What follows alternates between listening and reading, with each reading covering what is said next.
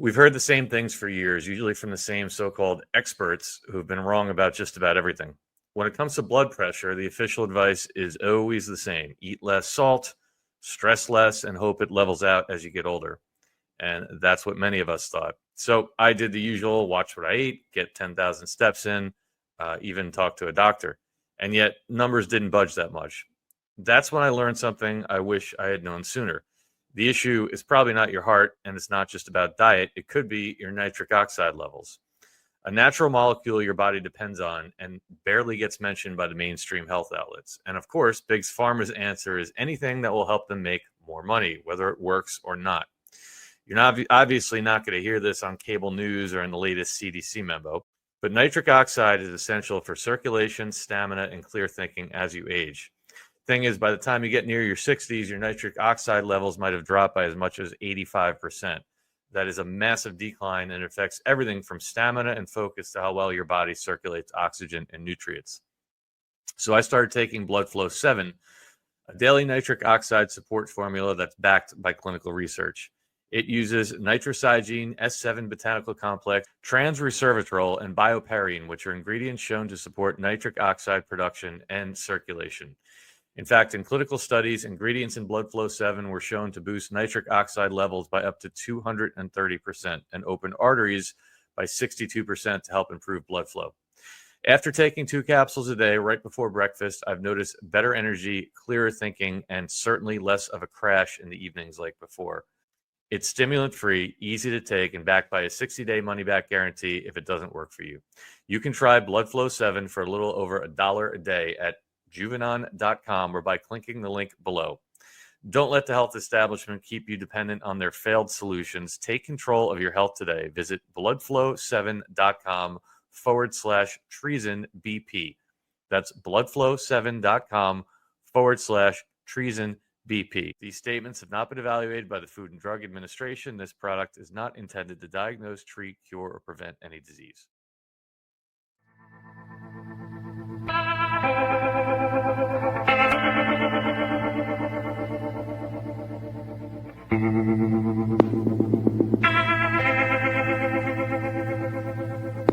As treason is punishable by death. You've accused your adversaries of treason.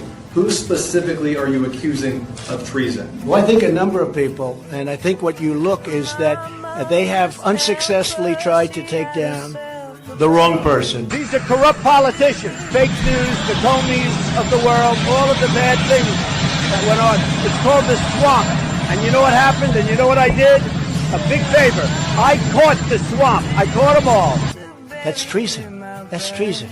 He is a criminal. He's a criminal. He got caught. Read his laptop. And you know who's a criminal? You're a criminal for not reporting it. You are a criminal for not reporting it. Joe Biden is a criminal, and he's been a criminal for a long time. And you're a criminal in the media for not reporting it. That's treason. That's treason. If you look at, we've caught them all. We've got it all on tape. We've caught them all. But should she lose, we'll have an insurance policy, and we'll get this guy out of office. What storm, Mr. President? You'll find out. I felt then and believe even more so now that my life was saved for a reason. Iran's nuclear ambitions, they are officially dead. President Trump took the most unsecured border we've ever seen and secured it in 7 weeks. President Trump's big, beautiful bill has passed in the House. It is going to be a colossal help to the American people.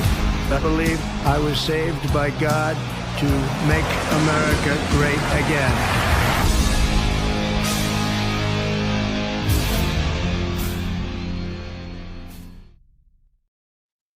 Welcome, everybody. Happy Friday, August 29th, 2025. Welcome back to Newstreason Channel 17 and Open Lines Live, your Friday night call-in show.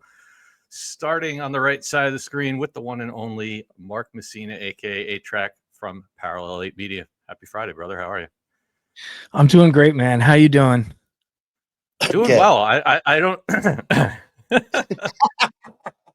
He started right away. Wasn't my fault. I don't know what. Listen, I'm doing well. I don't know what's more enjoyable, watching the Open or looking down below and watching Rambo absolutely wig out to that opening. I was dancing. How are you, brother? I'm doing good, man.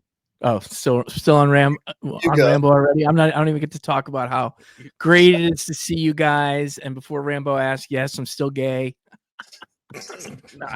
not gay. It's good to be here, guys. Welcome everybody. Thanks for being here on Friday night. I think we're rebooting the old TGIF. We had Rambo and Friends in the afternoon. Open lines now, and obviously at 9:30 p.m. Eastern tonight, we will head over to Mark's channel, the 40K View, for the Friday night huddle. Rambo and I will be there with a great cast of characters. So lots of stuff for you guys to watch. Appreciate you guys all being here on all these shows and supporting all of us. And I love Friday nights. These shows have been absolute fire lately. And the coolest thing about that, it's not because of any of us on the screen. It's because of all you guys, your amazing calls, your amazing theories. So tonight will be no different. The line, if you'd like to call in, we got a bunch of people in here already, is openlines.live. I'll throw that up on the screen. You guys can go there from any PC, tablet, browser, phone, whatever you'd like. Just go right there. Make sure you enable your mic. You'll be brought in. You do not have to show your face.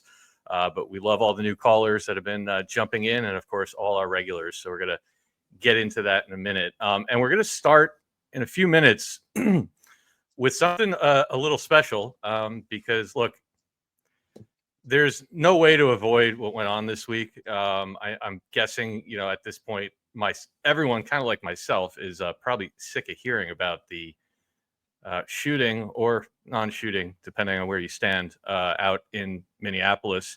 But one of our own, Quinny, who you guys have heard from before, went there and actually took some pictures and took some video. We showed a little bit of it last night on the roundtable with our good friend Patriot Underground.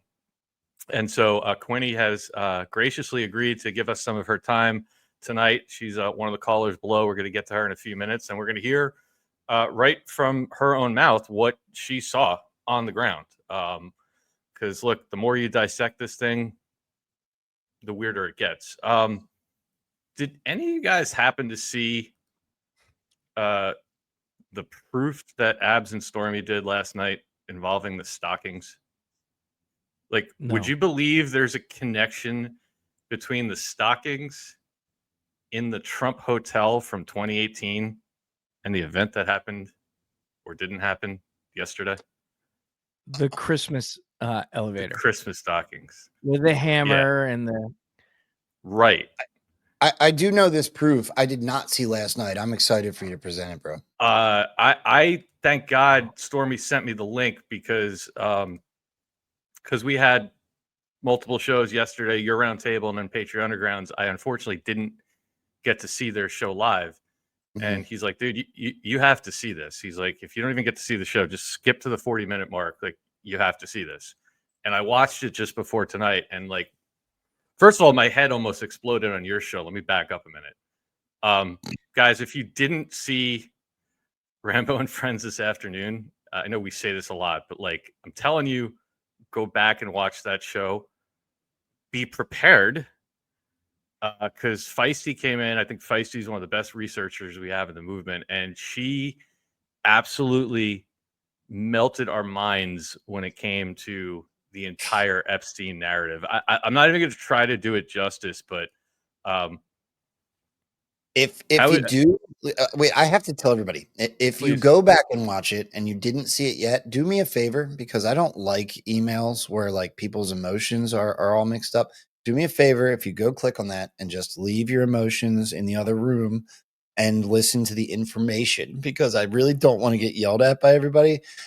It was a mind bender. I'll tease it. What if everything we thought we knew about Epstein and the island was completely inverted reality? Yeah, and what if it wasn't just speculation, but an anon within the movement who is highly accredited for her level of researching was to bring sauce? Yeah. It's Can you tease it a little more, because I missed that today. I've been huddle prepping, and I gotta know what you're talking about. What if Okay, so let me preface this by saying this doesn't change the exposure of human trafficking. It doesn't change the exposure of child trafficking. It doesn't change the fact that a whole lot of people are going to go to jail. It doesn't change the fact that there were people blackmailed. But what if Q tells you there's more good people than are bad? Q basically tells you you're going to figure out the good guys are the bad guys are the good guys. What if not all the people on that list were the bad guys? What if they were the victims? Victims. Even the ones you've come to hate. Dude, I'll tell you this, Mark. I spent most of the show in this position. I mean, can I be honest though? Because this isn't necessarily an inversion. Like I always said, we can't release the list because we don't. Where's the gray area? Where's that line that you draw between who's a victim and who's a perpetrator, right? Because everyone in Hollywood that grew up to do these horrible things had it done to them as a child. So everyone is a victim. So where's the line where you're now no longer a victim and you're now? So I got to. And what if the people on that list were actually part of a sting operation the whole time? Dude, it's a mind bender. I do my very best not to go over 2.5 hours. So unfortunately, because I think that people will be less likely to watch it on replay if they see 3 hours. Or like, yo, I mean, I don't blame them. I don't have 3 hours every day to go watch something. But it's going into the weekend. If you guys put some time aside, the meat of that show, right? Like go like a half hour in and then stop like an hour or, half hour towards the end, but get the meat of that show. Feisty blew my mind today. I mean, Donald Trump told you the Epstein list is a hoax. Whoa, dude. Oh my gosh. Dude, Mark, there was a battle royale going on in the chat. Dude, this would explain so much. Well, listen, let me tell people. So that's why I wanted to preface it by saying, like, it doesn't mean the number one thing, I promise you, doesn't mean that human trafficking and child trafficking isn't being exposed. It is. It doesn't change that. But I'll tell you just the quick thing that I left there thinking, if that is true, and again, we want you guys to decide for yourselves. Feisty will be the first one to tell you that. But keep in mind that list that's in the Q drops doesn't say it's the Epstein list. It actually doesn't say anything. It's just a list. And then you look at that list and you go, well, wait a second. What if it's not the entire government that eats children the way we were told? Doesn't mean it doesn't happen, right? But would you feel better if you found out that there's some people that did that stuff and they're going to get theirs, but it's not every entertainer you ever saw in Hollywood? And it's not every president that you saw? It's a deep conversation, and I don't want to go too far with it because I think people really need to see it and digest it. And it's not a bad thing. Make that very clear. It's not a bad thing when you understand that it still leads to arrests. It still leads to massive exposure. It's just a lot deeper of a rabbit hole in the situation than we were led to believe. And it would make sense when you look at it and why Donald Trump is suddenly turning around saying it's a Democrat hoax. You're saying to yourself, how is he going to dig his way out of that one? It's a mind bender. So now that we sufficiently triggered the chat, welcome everybody. Happy Friday. I also saw somebody very quickly during the intro, DMHK55. Hey, all, just had a second great baby today, another boy. Congratulations. Ooh. Congratulations. Congrats. I just saw that in the chat. Wanted to highlight that. All right. So, but since we're gonna end up invariably talking about Minneapolis tonight, I wanted to show this clip from Abs and Stormy. It's only a few minutes, but it's a mind bender, and it's just more food for thought about what are we actually looking at out here in Minneapolis. So this is from Absolute Storm last night. And those of you that have been following the drops for a while, they'll explain the gist of it. But This is going to connect back to a Q drop that was made, I believe, it was in November, December 2018, based on the Trump Hotel in Chicago. And if you guys remember, they decorated the elevator like a gingerbread house, and they put a Q stocking in there. There was the picture of Santa on the wall with the hammer signed by Q. It left all these breadcrumbs. And Stormy and his team picked up on something that connects it to what just happened. Oh. And I can't do it justice other than to play it out. So I'm going to put it up on the screen. I believe this should work with the sound. Let me just see if I can do. Why is that small like that? It does that on Rumble sometimes. It's a glitch. Is it? All right. Well, at least It'll you can fix see it it. when you hit play. Okay. Just give me a thumbs up if you guys got sound here. Honored with all kinds of shit, but let's go through. Team of 7 pastry employees that have been working. Yeah, freeze it there, brother. Okay, so you can see what's quote unquote a Q, and then the green stocking is the T for Trump. Okay, but look at the white Q.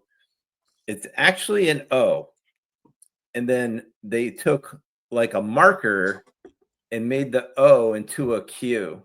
Now you could buy Q stockings. I happen to have one that I put out each year on my tree, but they specifically wanted this was for Anons, that the Trump Tower went out of their way to convert an O stocking into a Q stocking with like a magic marker. It was another hat tip to Anons, but there's much more to come here. So, all right. Here's the Q drops about it. Okay. Q 2595. How many names start with a Q? Okay. What are the odds of a Q stocking? What are the odds of a Q stocking next to a T stocking? How many stockings in total? How many letters used? Think logical thinking, a little holiday fun for the fake news media. Think Elf on the Shelf. Can you find the next one? And then Q said, Q 2597. After the Anons took out, and it hit another thing, by the way, a totally different thing with scot-free and all that. We're not going to get into that. But you can see on the right, here's a zoom-in shot of the O turned into a Q with the magic marker. And on the bottom left, Q came back and said, correct, confirmed, Q 2597. The O was made into a Q. But here's another very, very important line. More to find over time. Happy hunting, Q. I'm just going to pause it right there. I'm going to go very slow here. So the X, the key X, I'm looking at Rambo. So Q confirmed that it was done on purpose, but the key thing, like he highlighted, just keep in mind the last line of the first drop. It says, "Can you find the next one?" This was 7 years ago. And then at the bottom, it confirmed it. It says, "More to find over time. Happy hunting." So Q is telling you 7 years ago, this is going to come up again. This Q with the tape, it's going to come up again. And how Stormy and his team remembered this, I no idea. Now watch how this connects to Minnesota. All right. So why are we going back to the gingerbread elevator when we're talking about these shooter comms? We're going to show you. Okay. So let's go on to the next slide.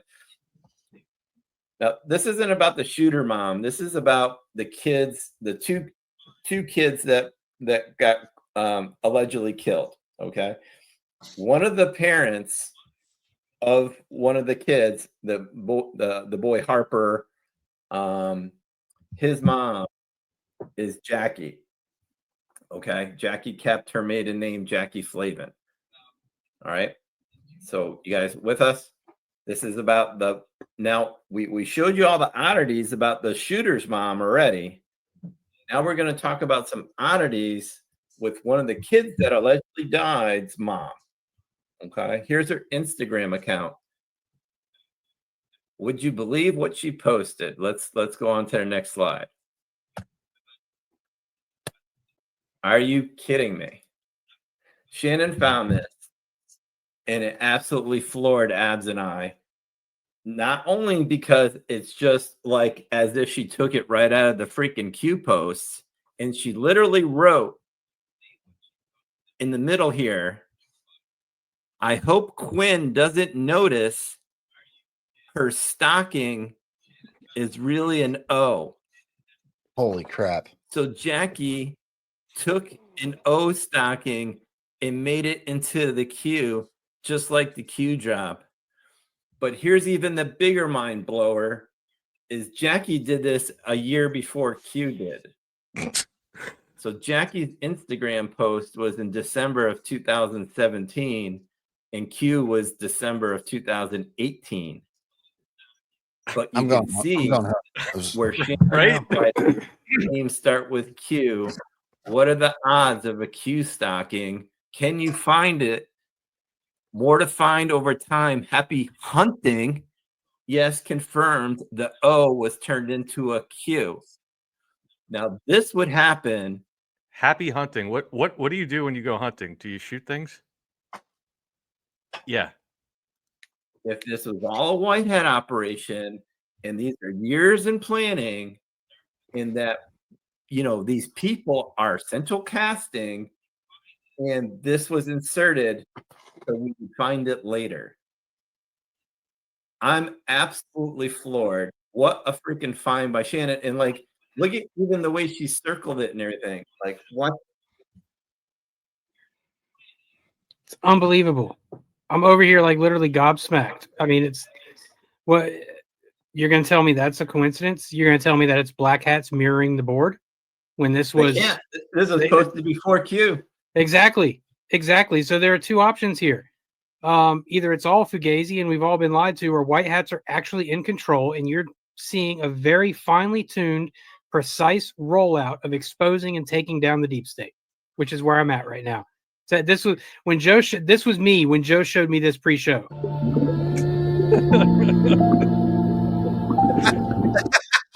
Just dumbfounded. Wait, can I emphasize just one point that I don't think they highlighted enough? Is that zero com, right? If you look at your telephone, that number 0 only has one thing that it equates to. Should you want to use like T9 texting, that 0 only equates to plus. So Q plus is Donald Trump himself. Mm-hmm. It's a huge deal, that proof. So for what they just put on that, bro, that just blew my mind. I'm just gonna go ahead and say it. You guys don't call me crazy, but after watching that, I'm starting to think that maybe this Q isn't just a kid in the basement. Dude, that's an insane decode. I can't believe they found that. That's insane. I mean, and on top of what we found last night. Yeah, that was ridiculous. That 17 was only there for this. It was. There's 4 doors. Everyone's like, they number the doors. I'm like, there's only 4 of them. Add 4 more back doors, that would be 8. But there's only a number on one door, and it's a 17. And they freaking put it right over the guy's shoulder as he's talking. WTF? Yeah, do you know do you remember the kid that we watched the first day, and everybody was like, "That's a fugazi." Yeah. Can I have a minute and 50 seconds? Of course. I had and this. Then we're gonna bring up Quinny as soon as we get done with that. Actually, you know what? If she's ready, let's bring her in now. All right, we might as well have her on the screen for this. Hey, Quinny, how are you? Quinny with a Q. Good. How are you guys? Hi, friend. Good. So it was thanks to you that we found that 17 on the door, because that was before any of that stuff was put out in the media. We lost our minds last night when we watched that video and we saw that there. But before we get into what you saw, Rambo, why don't you keep going with what you were going to play, and then we'll talk to Quinny about what she saw. Dude, okay, so here's another child being interviewed about what happened. Okay, take a listen to this, and you got to listen all the way to the last word. Listen to every word this kid says. The scene there in Minneapolis. We are hearing directly from eyewitnesses. Clarissa Garcia is a student who attends Annunciation Catholic School, and she was inside that church when shots rang out. Here's what she told our Minneapolis affiliate about what she witnessed. I was just at church, and I heard something like really loud, like I thought it was fireworks in the church, and then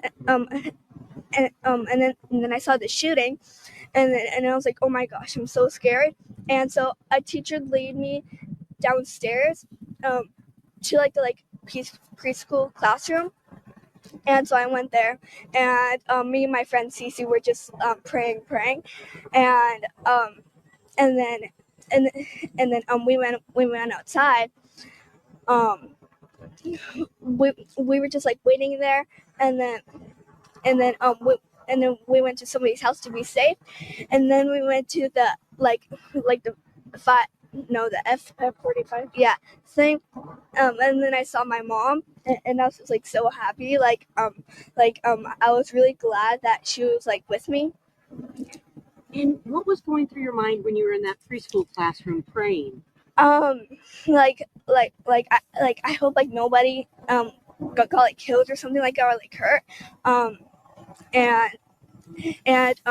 like I was just like praying if everybody could be safe, and nobody would do this again. How did it feel to hug your mom and get home?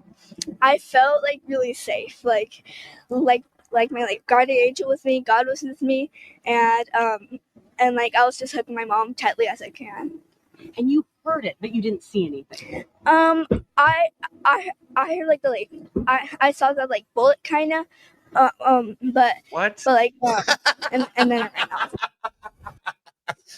I don't know what to do with my hands. She saw the bullet? Kinda. Is she related to the same guy that took the picture of the bullet when President That's Trump what got I shot? thought. Exactly. Butler, Exactly. yep. Wow. It's the sixth sense. I see bullets. So, It's all right, ridiculous. Quinny, I think most of the audience knows you already, owner of Pub Q out there, and you call in all the time. So you went there. Yep. Well, first of all, what prompted you to go there? Well, my chiropractor is less than a half hour, or I'm sorry, less than a mile from there, and Uh-oh. I might as well just buzz over. Keep going. It broke up for a second. We got you. Okay, let me know if you need me to change something. Anyway, and I'm like, it's less than a mile from her place, and I asked her about it, and she said, well, they had the streets blocked off. I thought I'll give it a try and see.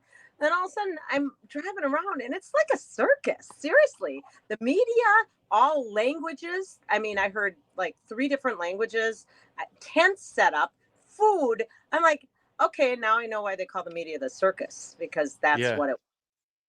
So, and then I decided, okay, I'm gonna find a spot. I went around the block, and then I was gonna find a spot to park.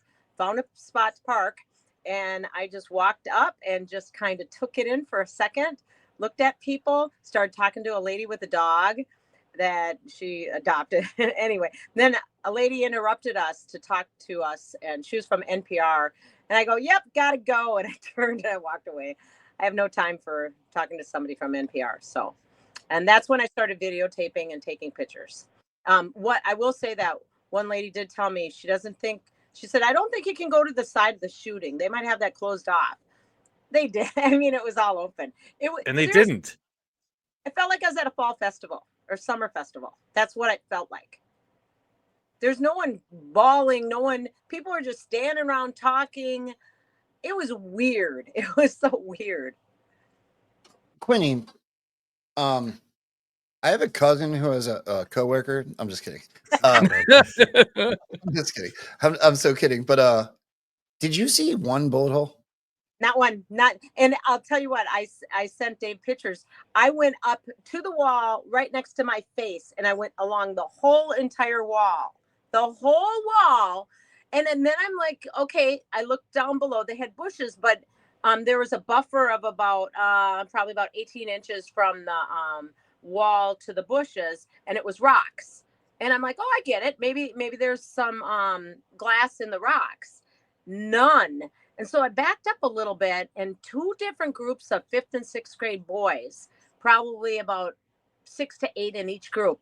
First group comes in, and I hear a kid go, I don't see any glass or bullet holes. And I just almost bust a gut. And then I saw another group, same thing. Where's the glass? Where's the bullet holes? So I approached those kids and I said, so were you guys in school? Because one of the kids had a Annunciation t-shirt on, and they go, yeah. And I go, what did you hear? And well, loud noises.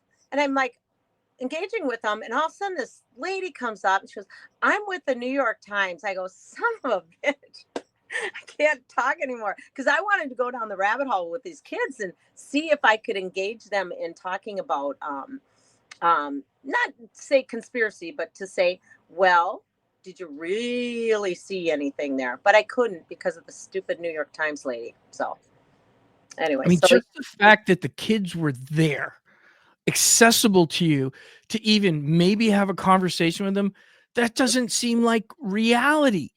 They're witnesses of a heinous crime, and they're just letting them mill about the streets talking to people. There's no police line with those little evidence numbers by all the shell casings. You could just walk around, and those flowers were all uniform pots.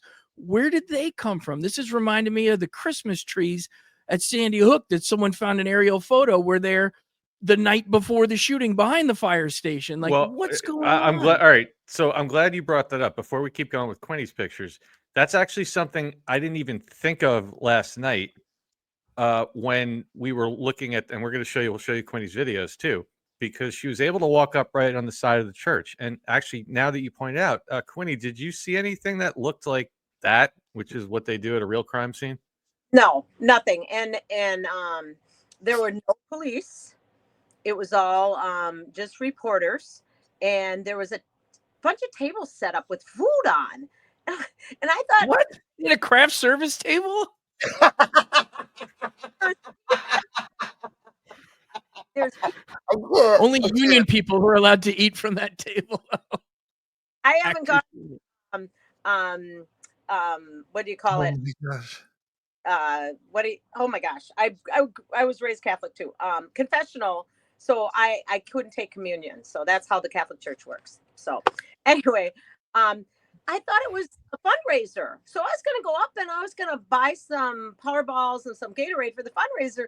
And I realized it's just for people walking around. I go, what kind of clown show is this? Now, back to the pictures. Those boards were old boards. Old. Yeah, that's what I was about to say. They're old. They're painted. You can see the left side where the paint is peeling. Yep. They didn't just cut that to do it. And the other thing that jumps out at me here, if he was spraying bullets, I guess he just happened to get all them straight through that window. Well, what I kind of thought was good point. Not all the windows were covered with those. And I thought maybe they threw those in to cover up the windows that were broken if there really was a shooting. But the thing is, those were form-fitting. They were old. It looked like they had been in there for years, because you know how when you pound in nails and stuff and screws, when you're putting it over a broken window, you can actually see the wood fibers if it's been less than a week or 2 weeks, because you just screwed it in and the wood pops out, little slivers. Yeah. Those nails and screws look like they had been there literally for years. And I guess maybe they just, they had the perfectly cut out boards and painted lying around in the backyard for 20 years in case somebody shoots the windows. Wait, and there was zero glass in the mulch or rocks or whatever that was right under. Quinny, do you guys get a lot of hurricanes out there that would require boarding up windows regularly? No, right? No. Okay, no. I'm just trying to figure out why they would have perfectly form-fitted painted boards there. Not even tornadoes. An occasional tornado that makes major headlines, but nothing where I've ever heard of a church getting destroyed, or it was so freaking weird that I like, gosh, something. I don't know. And I really was pissed that I couldn't get engaged with the kids, but I got kind of blocked right away. And then you go down the conspiracy route of, was that lady listening and she purposely walked up and stopped me from talking? I don't know. Who knows? That wouldn't shock me. Yeah. Yeah. Can we go through a timeline here just so we can explore all options? So the original call was at 8:30 a.m. correct? If I remember right. Yes. Yeah, I believe so. Yep. So what time, Quinny? So this was the next day. What time? This was the next day. Okay. So, but what's weird is, did they say where this transgender thing shot him herself? No.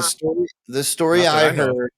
Well, this is so I believe this is a hole in the story. I have all the clips, but they're on my side of StreamYard, not Dave's. But from what I understood, That's on the side. That door's on the side. Yeah. so there's multiple things that I've been questioning.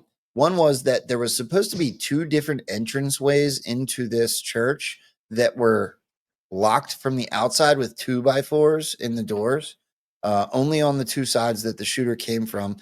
It made no sense to me. I don't understand why it would have been locked with a 2x4 from the outside.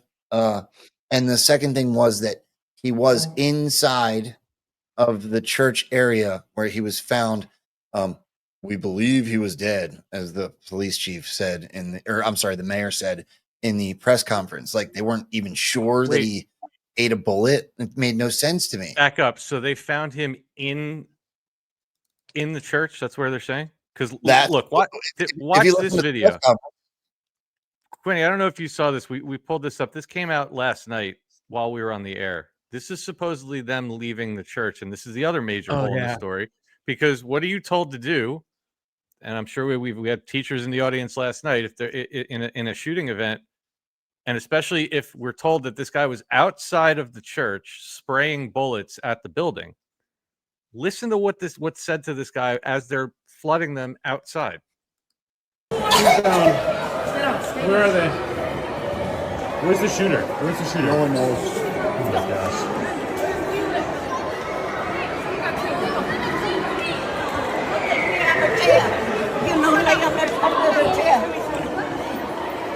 We gotta go in. Oh my gosh. Token wheelchair. So, in case you guys couldn't hear that, he says, "Where's the shooter?" No one knows. Well, obviously the shooter's not in that church right there. So what did they do? They sent all the kids outside to what? To be mowed down by the shooter? Doesn't make any sense. Well, he was asking them where the shooter was, so he was doing the prudent thing.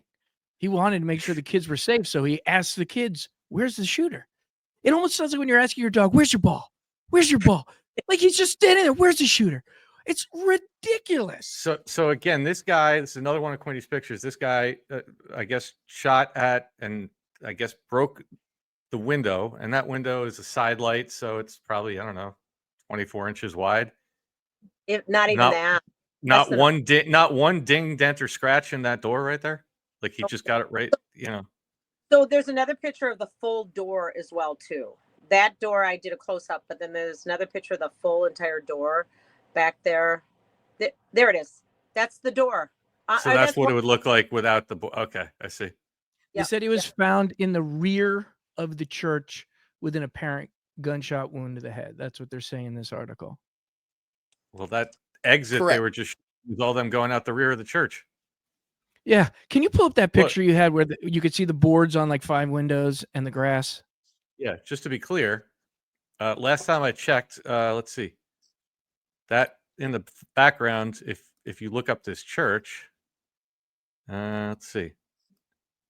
That's last time I checked, unless they do backwards churches, the altar is at the front of the church. So this would be that back door.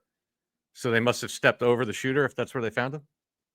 You're saying they found him in the back of the church. This is the way they're going out. I'm just going to go ahead and say it. Every single thing about this screams fake and gay, except for one story about I live one state away and my cousin and their coworker or whatever. There's nothing legitimate about this. Nothing. Can I tell you a question though? The picture that had all the boarded all the boarded windows with the gray boards, but you could see the grass in it. This one, I want to make sure I got this. Are we saying that he sprayed bullets through those windows and that's why they're boarded? So he was on this grass, right? Shooting That's through my those point. windows, and there's no police line, there's no evidence tags, like nothing. And I asked my girlfriend, husband's a cop. I said, will you do me a favor? And she hasn't texted me back. I said, he's a cop in another suburb. And I said, ask him how long they keep those police tapes so people can't walk all over the evidence. Because I got a feeling it's more than 24 hours. Definitely. But this is the side. So there's literally, this is also Quinny's video here. these are they're just contaminating a crime scene. This is not a real crime scene. No. By any stretch. To let people just mill about. And there was no ruin evidence. One cop. DNA, all of it. Yeah, that's the other thing. So you didn't see any cops there 24 hours after it happened. That's just unbelievable. And No, people. unbelievable is correct because I don't believe it. Well, okay, Mark, so go ahead, Rambo. there's another logical hole here, and it goes back to the pepper spraying. Those boards are not on 2 or 3 in a row. They skipped a few, and then they go into others, which insinuates somebody that would be, if they're there because bullets went through those windows, right? That would insinuate somebody being very chaotic with what they're doing. Yet there isn't one mark on anywhere on that building. Right. Exactly. Great point. Well, and stand right next to a window and shoot it without any problems. Like if you went to each window and shot, that would explain why there's no bullet marks in the stone, but it doesn't explain why there's no glass. Well, Quinny, do you know what the police's job is not to do? It would not be to clean up. A company would be hired. Somebody would be hired to do that. And so in 24 hours from a crime scene, it would still be taped off, waiting for whatever company or group of people were hired to do things like clean up the glass. Yep. And it didn't look like it was trounced over, like there was a company, because the rocks in there, and I've had to clean up broken glass before. The rocks, you would have to, do some special type of cleaning because glass is the rock. You think you have to wipe away all the rocks and then pick up all the glass and then put the rocks back for safety if kids are ever barefoot. Mm-hmm. Dude, it looks like a block party. Yeah. It does. There's coolers, people hanging out, kids milling about. Oh, kids were just murdered here. Let's bring our kids down and have a nosh. Oh, and look what I just noticed, by the way. And also, Dave, there's another article I'm looking at that says he was found dead in the parking lot. So clearly all the stories say something different. They all say something different. And I think that's on purpose. Dave's right. There's a freaking camera there. Where's the footage? Where's the footage? If there's one camera, there's more than one. See that white thing on the wall? Great catch, Quinny. So and this is what we were talking about on the roundtable yesterday, right? Again, take an emotion out of it for a minute. Think back to the shooting we just, where the shooting we just got in 345 Park Avenue in New York City. Within, what did we say it was, 46 minutes? Within 46 minutes of him entering that building, we got images of the shooter walking in. We got images of him getting in the elevator. We got images of the couches being piled up, the gun with the fake blood that didn't stain the beige carpet. We got all that, right? The other one, in the other trans shooter in Tennessee, you had images of him walking through the hallway with the gun, video of it. We also had, remember the one where the cops were hiding and we caught them on camera hiding behind. Where's all the footage here? We did that video that we showed, besides what Quinny probably got the best video of anybody on the interwebs until that one video we got yesterday. That video we showed of the children fleeing, that came out at about, I don't know, had to be about 9:15 last night because we were on with Patriot Underground. But before that, for 36 hours before that, there was no video anywhere. And where's the security footage? Do you guys remember? Do you guys remember the CEO of Anheuser-Busch? Do you remember what his job was prior to being the CEO for Anheuser-Busch? was? No. He was X, as if there's such a thing, CIA. Do you want to know what Robin's daddy did for a living? 29 years. Oh, this is the father of Said shooter. the shooter. That's right. Robin's Wait, daddy. who tweeted this? It says happy hunting. I'm sorry? Who tweeted that? Because it says happy hunting, like the Q stuff we were just looking Go at. back up. It does. Huh. CIA, That's an 29 interesting years, lived commercial. 2 miles from his ex and his child. Info has been wiped from the internet today. Happy hunting. So no doubt, terrified. Think. And this was Grok that confirmed it. So I don't have it. The other piece of this, Rambo, I don't know. Maybe we'll pull up for tomorrow night. Is the other people that dug into the mother of the shooter found that on her Instagram she was only friends with 32 people, and they were all directors and writers and actors. Agreed. And you know when Robin filed to change her's name or whatever the hell we're calling it? It was at age 17 and a half, 6 months prior to turning 18. And the mother, which would be the wife of ex-CIA, decided at age 17 and a half to file. And 17. He was 17. Right. And it wasn't granted until 11/18, which is literally, I don't know, 12 days before the young gentlewoman turned 18 years old. Why would the mother do that? Look at the date, June 17th, 2002. Right. Yep. That's his birthday? That's when it was filed. So he was 17 years old. He filed it on June 17th, and 17 people got injured, and the father was standing in front of door 17. Yeah, those are just all coincidences, right? And he was born on the 17th too. Yeah. Good night, everybody. I'm going home. All right. Yeah. I'm out of here. Yeah. Dude, is this the repeats necessary for Sandy Hook? Is this the way we get the masses to see something so obvious with so many parallels to Sandy Hook that people start going, hey, maybe my crazy friends who were right about Trump, who were right about Biden, who were right about the vaccine, who were right about the financial system, on and on. Maybe they were right about Sandy Hook too. This is weird. Dude, if Feisty didn't come in and blow the whole lid off of Epstein today, I put 8 hours together of everything we're talking about right now, including. Well, you know what? We're gonna do this on D Class tomorrow night. Yeah, we'll get to that stuff, but just let me remind everybody: there aren't too many drops that talk about school shootings. This is like the most prolific one, drop 816. And let's read through it. Why school shootings? What's more precious than our children? Emotional pull, distraction event, gun grab event, D-security. Now, full stop.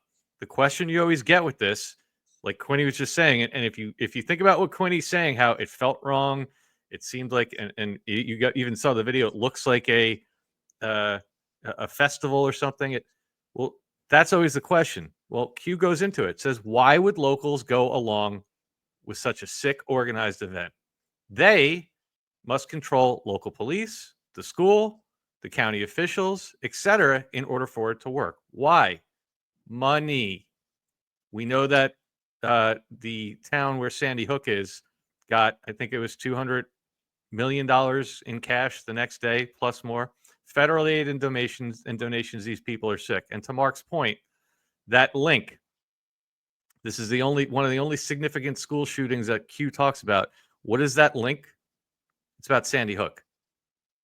So Q was telling you back in 2018 when they started talking about school shootings, they outline how it all works, why they do it, how you get everyone involved to go along with it, and it's pointing you to Sandy Hook because Sandy Hook is the granddaddy of them all when it comes to school shootings where not even a bullet was fired. Yep. And can I tell you that, and especially for the people who are watching this, my experience in the last days, did the video, and my restaurant here talking to some of my workers, talk about cognitive dissonance. Oh, they're pissed off. They're like, oh, don't even go there. And I'm like, what? I'm showing you proof. it hurts people to know that they've been lied to like that. I actually posted something on what is it, Harris Jr.'s page, saying that it was pretty much fake, blah blah blah. And a friend of mine messaged me and said, I have friends whose children were there and they're upset and they don't know what to do. One of those, I have friends, cousins, brothers, Yep. you know, whatever, who was there. And I just, so for people watching, watch what you say to people, because, you know, it's not easy to get mad at you, because you could ruin relationships. And we're not at that point where you want to ruin any more relationships. We are so close to the end here. I don't know if it's going to be 2 weeks or 3 months, but we've done this for 5.5 years. Hang in there longer, because it's not worth it anymore. Because the look on their faces when I said, hey, I showed that this is not real, they're pissed and they're angry towards me, and that makes me feel crappy. So if you don't want to feel crappy, don't bring it up. Quinny, that's such important advice. Look, there's somebody, a member of our community, that's extremely upset with me right now. I got a very long email this morning because I guess her daughter's friend was apparently one of the people that was shot. Now, I'm just going to say this once, and like I'm, at the end of the day, you guys all decide what happened or didn't happen. We're just here pointing it out. But what I have to just keep reminding people of is the reason we're able to look at this stuff with a level head is when if you understand how this works. Okay, there are people to this day that still know victims of Sandy Hook, and they will swear it happened. Why? Because when they set this stuff up, they don't just go out and round up. They don't put a casting call out for this, not this level of stuff, right? They don't go out and get people off the street. These are existing entities and existing people that have been around. That's why there's no holes in it for the mass public. So if you happen to know somebody, like I always say, I'll keep repeating this, if your own husband was a member of the secret army or a member of one of these groups and disappeared, you'd never know it. That's how it works. So when somebody calls you and says that somebody in any of these events, I don't have to get specific to this one, Sandy Hook, let's go back, because at least we all agree about that. When somebody calls someone and says, I knew the kid that died at Sandy Hook, you're going to believe it. That's the whole point. So, Winnie, you're right. That's this is the kind of stuff, like, we're here, we're going to point out what we see. And we can sit here and dissect why they might be doing it. There's a whole lot of reasons for it, but don't try to go at somebody with this kind of stuff. It's not going to end well. And within our group, I'll be honest, when I was doing the videotaping and trying to talk to people, then I went to my car and I didn't look at the video. I played it. I have a convertible, so it was sunny and bright out, so I couldn't see the video. So I just played it just to make sure I didn't say anything too weird. And then I sent it to Patrick. I didn't even see the 17 on the door right away, because I was just walking by videotaping, concentrating on that. Once the 17 came out, I go, okay, it's a done deal. But other people don't understand the 17 deal. So it's not worth that. So it's not worth getting into it. But unless you have people that are on the fence, this might put them over the fence. Yep. So awesome. Quinny, thank you so much. How's everything else? You doing well? I'm good. I finished my lawsuit that I was in with my pub. Long story. Didn't do well, but I know Italians, so we can take care of the builders. So. No, I'm kidding. So anytime I can do a group, whether it's this fall, I want to get Patrick up here, but I don't think he can handle a little Minnesota fall, because it might be like 60 degrees out, and that might be too much for him. So that's cold. That's cold for us Floridians too. I know. Whatever. Put a jacket on. No, we should let's, because you have both of our numbers. Let's get together about that. I'd love to plan something. I would come up there for sure. And my community here, because they see me here, they keep calling and coming. I had 2 girls last weekend that showed up and drove an hour and a half away just to come and see me, and I didn't even know they were coming. And then JF and on texted me, because he lives in Minnesota. He goes, I'm on my way. So the 4 of us sat and talked for like 3 hours. And we need that right now, because everybody's on their last nerve. And if my place can provide uh, um, peaceful venue so we can get it out in the open and feel better about ourselves, not crazy. That's why I'm here, and that's why I have Pub Q. So yeah, let's do it. That's awesome. Okay. Thank you so much, Queenie. I appreciate your time. Thanks for popping in tonight. Bye, guys. We'll talk to you soon. Bye, Take care. Hey, Dave, before you go to a caller, I actually had one that literally called my phone because they were watching the show. Can I put somebody on real quick? Sure. All right. This is probably going to surprise some people, but we have an old friend of the show that literally was watching this one and wanted to add something. Kim, do you want to say hi to everybody? Hi, everyone. Sorry, my voice is kind of crappy. I've been sick all week. So go ahead. Dave said hi. So I'm gonna have to tell you when they talk to you because you're in my headphones. You're not out loud. But Dave and Mark both said hello. Can you tell me what you were texting me? I was just telling you that in schools we're taught the ALICE training, and the ALICE training was actually created by someone who was involved with the Columbine High School shooting, and he was supposedly a law enforcement officer, and it was supposed to teach us a certain acronym: alert, lockdown, inform, counter, and evacuate, to kind of make everyone feel more confident and fight back, supposedly during a school shooting. And then I thought it was interesting that this year they are changing it, and it's called I Love You Guys, and it's actually from the Sandy Hook families that have now created a foundation, because it was the last text they supposedly got from their daughter that said, I love you guys. And we have a new training that is literally from those families. So we went from one school shooter to another school shooter that have created the trainings that they're teaching us teachers in school on how to handle school shootings. Okay, hold on. All right, hold on. My head's about to explode. I just need to pull this up. Okay, so everyone can see this. Go ahead. Holy crap, dude. So in case you guys couldn't hear what Kim was saying, she's talking about ALICE training, ALICE, active shooter training, right? That's the acronym. What did I open the show with? What was that video I opened the show with, Joe? Oh, Alice in Wonderland. Well, no, but hold on. Hold on. The video is Alice in Chains, and it's about Trump getting shot, and he posted that 8 hours before the school shooting happened. Yes. Stop it. Whoa. Alice. Alice. Go ask Alice. Come on. This is like, it's too much. It's too much. Wow. 12:03 a.m. on 8/27. The shooting was 8/27. Am I correct? Today's the 29th. There's how many 17s? Alice in Wonderland, Alice in Chains. And now Kim, what is it? What is the current one called now?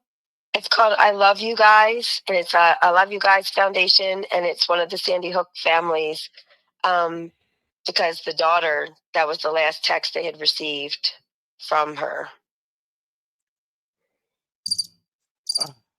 Just wow.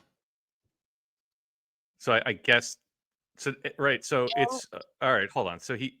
One other thing, it's called the Perfect Storm. Just letting you know that it's called the Perfect Storm on how to learn these. It's I guess it's like their. Are you making this up, lady? It is called the Perfect Storm protocol for active shooter. Oh my. So let me get this straight. Donald Trump, 8 hours before the shooting happened, posts an Alice in Chains video about shootings. Then an hour or two after, when he posts about the shooting, he hits drop 1047, which talks about a gun and spray. And they highlight the shooting as guns spraying bullets. And then all the 17 hurt. The total number, hat tip to Mark, of students in the school was 17. They have the 17 over the guy's door. Okay. Yeah, this is absolutely beyond ridiculous at this point. Wait. And then the current program is called I Love You Guys. And what the hell was the Perfect Storm comment, Kim? The Perfect Storm is saying that it's they're just saying this basically they're essential blocks, but like one of the key points, it says it's the perfect storm on how to fight back. One of the essential building blocks, but they literally have a bullet points called like the perfect storm, and it's it says their professional careers and their passion. This was like the perfect storm for them to create this. Holy Okay. crap! So it's Wait, part here, of- she's not wrong. This is ridiculous. Dude. Wait, let me get the right. As soon as Yes, he this is said it. mud turned to liquid. This is iloveyouguys.org, the creator of it. The perfect storm. Come on, guys. Come on. Yep, and that's our SRP for the year, standard response protocol. That's what we have to use for any of our drills that we use. It's like a standardized language where it's like hold, secure, lock down, evacuate, and shelter. The Instead end of result has been a perfect storm for advancing student and school safety. Yeah. I need to go to bed. That's unbelievable. So My head funny. hurts. I was like, when I'm sitting Honestly. in the stream, my eyes were like so big. It was crazy. Alice in What? Chains. Well, here, Kim. So I'm gonna get off. First of all, I want to say though, it's really cool that you're watching the show and that you wanted to chime in. I am super grateful to hear from you on the show live. It's cool that I'm sure everybody else is probably grateful to hear from you as well. Sorry, We're my gonna. voice isn't the best. You know, it's okay. Tell Kim I said thank you for melting my mind even more. Wait, do you know there's a Q Delta from yesterday with Love You Guys? Stop it. Shut up. It's 8:28. It's Q drop. What is that? 3243. It's got the stay the course and trust the plan. Where we go, when we go all with the tanks. And then it says, boss, it sure was lonely before you came along. Thank you guys for taking these risks and concocting the plan. We are all in this together. We're all right here for this purpose. Love you guys. And then Q responds to that. Anon says, no one is above another. Why does the fake news media put so much time, energy, effort into attacking the so-called conspiracy? There's a love you guys on yesterday. Come on. Do you have the Come number? on. I have it right here. I got it. Yeah. This is Dude, it's yesterday. Bro. I didn't even think love you guys was going to be in here. I just put love you. Oh my God. Dude. Holy shit. Dude. Yep. And that's what they're teaching schools across the country. Dude. Yeah, I'm sorry. PSYOP is confirmed. Love you guys. Love you guys. Good night. All right. That was fun. There All will right, be Q, guys, I think we can safely say we finished with Q. We've reached the end of Q. Yeah. All right. And Let's that was a huge add-on. Thank you very much. Yeah. I'll talk to you after the show. All right, cool. Thank you. That was great. Bye-bye. That was great. That was great. All right. Let me Seriously, just man. get. I apologize for everyone that's been waiting. We had a little bit of a special circumstance. Yeah, We're gonna jump sorry. right into the calls. No, it's all good. Let me just run one commercial here from our sponsor, and then we're gonna get to. We'll start with Jeff with Dr. S, and then Drew James and Barry. We got a whole bunch of people here, so we'll hear from our friends over at the Wellness Company, and we'll jump right into the calls. We've all heard the studies. Testosterone in young men is drastically decreasing every decade. One major study in the Journal of Endocrinology and Metabolism found a healthy 22-year-old in 2000 had double the testosterone of a 22-year-old in the year 2025.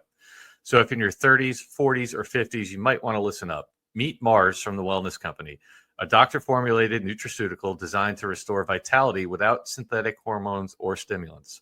Mars help men to naturally increase their testosterone, enhance circulation, improve strength, focus, and sexual performance with Tonga Ali, Tribulus, horny goatweed, yes, it's really called that, and zinc. This isn't about masculinity, it's about health. Low testosterone affects energy, motivation, fertility, muscle mass, mood, and future generations. If you're looking for a boost, Mars will help you feel like you're on another planet. Head to twc.health/channel17 and use code channel17 to get 10% off plus free shipping. Again, that's twc.health/channel17 and use code channel17 to get 10% off plus free shipping. Level up your performance today. And our thanks to the Wellness Company. As a quick reminder, that promo code channel17 is good for a discount on anything on the website at the Wellness Company. All right. Wow. Dude, I don't know how many times my head can explode in one day. This is getting ridiculous.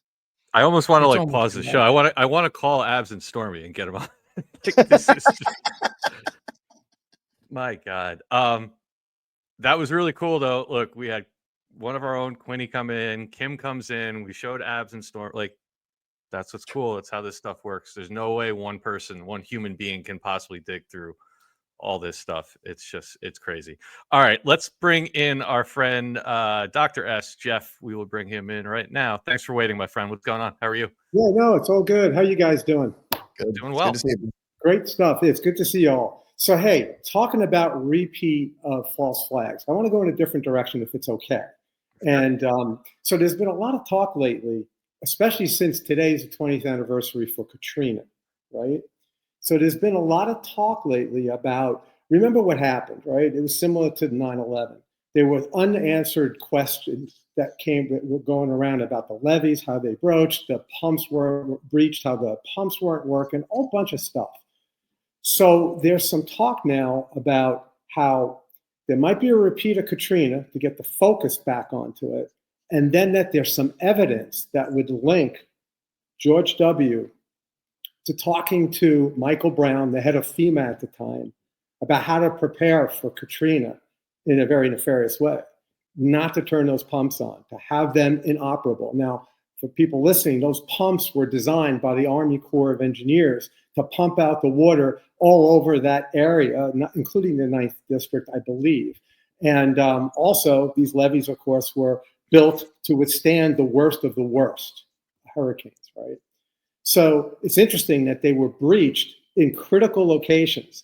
And there were people who have heard, there's evidence that these people have heard explosions where these levees breached. So you want to talk about conspiracy theory. So and what I'm getting is I want to know what you guys think of this. Is it a lead to potentially making George W. the first arrest? And it's interesting because, Dave, following some of your logic where, Obama, you wouldn't bring him right up for treason because of some of these other things, and you kind of lead and build. So I'm thinking you build with Katrina, show the evidence that it was all underhanded and backhand and all this craziness that they want to do, whether it's for land grabs, attacking the population of the 9th District, the 9th Ward there, or who knows what else, maybe just a push on climate control. But the reasons why they did it, we don't, who knows, probably a whole bunch of reasons. And then leading it then next to 9/11, just a thought. Now, could this be a play that's setting it up? And again, Mark, to your point, is this a repeat of one of those false flags? So that's a thought. And I just wanted to see what you guys thought about this. Mark, why don't you start since this is right up your alley? Yep. I was thinking the same thing. Well, the weather stuff, man. Yeah. It's interesting because I wasn't expecting you to go with the Katrina stuff. I was like, where's this going? But we're seeing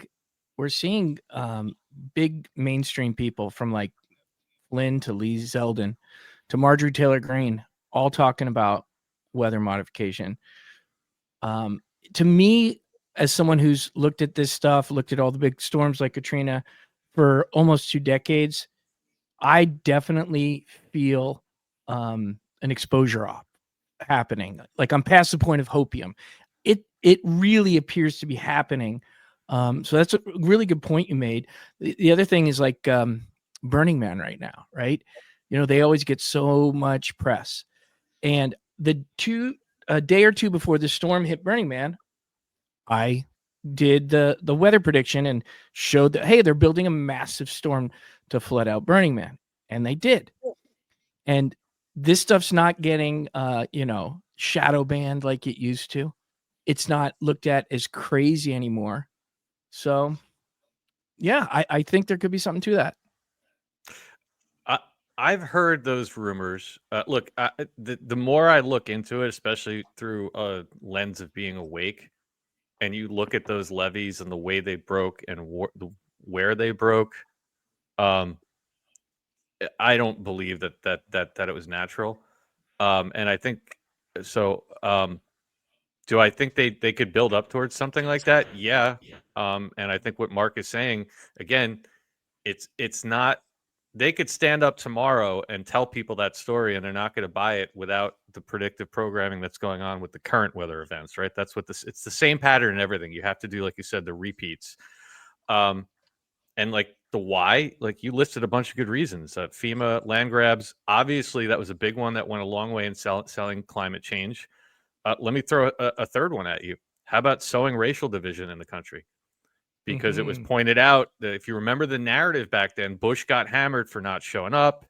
And what did you get in the news? You got a steady. I remember being riveted, glued to all that footage. And all you saw, the narrative was they let all those people rot because they're black. That's the narrative that was given to the country. If that had happened in New York City, or if that had happened in the wealthier areas, it wouldn't have. So it hijacked the news cycle. I'd love to go back and use AI and figure out what was actually going on during those weeks where we were all glued to that. So yeah, I could see that as being one. I think we probably have a little bit of a ways to go maybe before they could expose something like that. But I think your logic is sound. I don't. That one just doesn't seem natural to me. Right. Not the way those levees broke and the rumors of the pumps being shut off, and it's just like everything went wrong at once. It makes perfect sense to me that now that you know the way they manipulate weather, Yeah. and you think about the narratives that were formed around that and how much, like I said, the racial division was a big thing. It wouldn't shock me at all. It's a good point too, Dave. And by the way, was that when Kanye West did the famous George Bush hates black people quote? Right, which shows you the media circus around it. Because Dr. S, with the flooding that just happened at the girls' camp, right? I did all the calculations. I actually used Grok to do some heavy duty calculations about the trillions of gallons of rainfall and how much water vapor injection it would take to do that.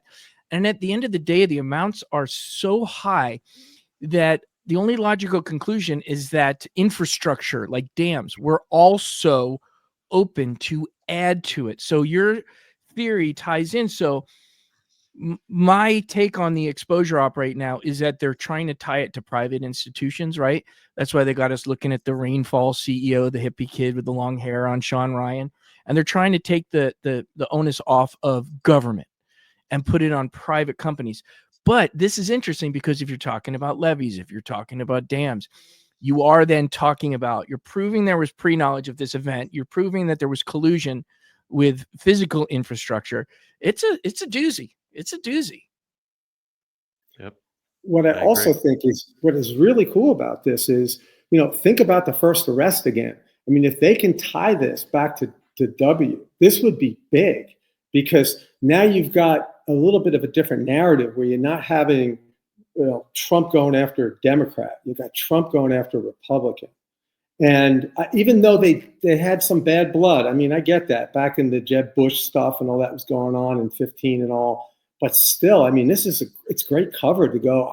I'm all of a sudden thinking that George Bush would be a great first arrest. And I hadn't thought about that until I heard about all this going on. So kind of tied it in. It's interesting, man. It's an interesting theory. Look, especially after Joe's show today with all the Epstein stuff, I mean, you see the different twists and turns this is taking. Nothing would shock me at this point. Sounds good. Sounds real Great good. stuff, Thanks, Dr. man. S. Thanks as always for calling in, man. Do you have a show with Patrick tomorrow night? Yeah, we're doing a show. We're going to follow up on the moon map and take it a little bit further. It's going to be pretty good. So we're really excited about it. Awesome, man. Good stuff. Well, Yeah. Patrick will be on with us tomorrow, so we'll give everyone a preview of that as well. Thanks for calling in as always, my friend. My pleasure. Thanks, guys. Take care. Take care. All What a right. show so far, man. This show's awesome. Yeah, this is fun. I'm like blown away how awesome this is. Let's keep going. Let's go to Drew James. Drew, what's going on, buddy? Wow. All I can say is, what the fuck?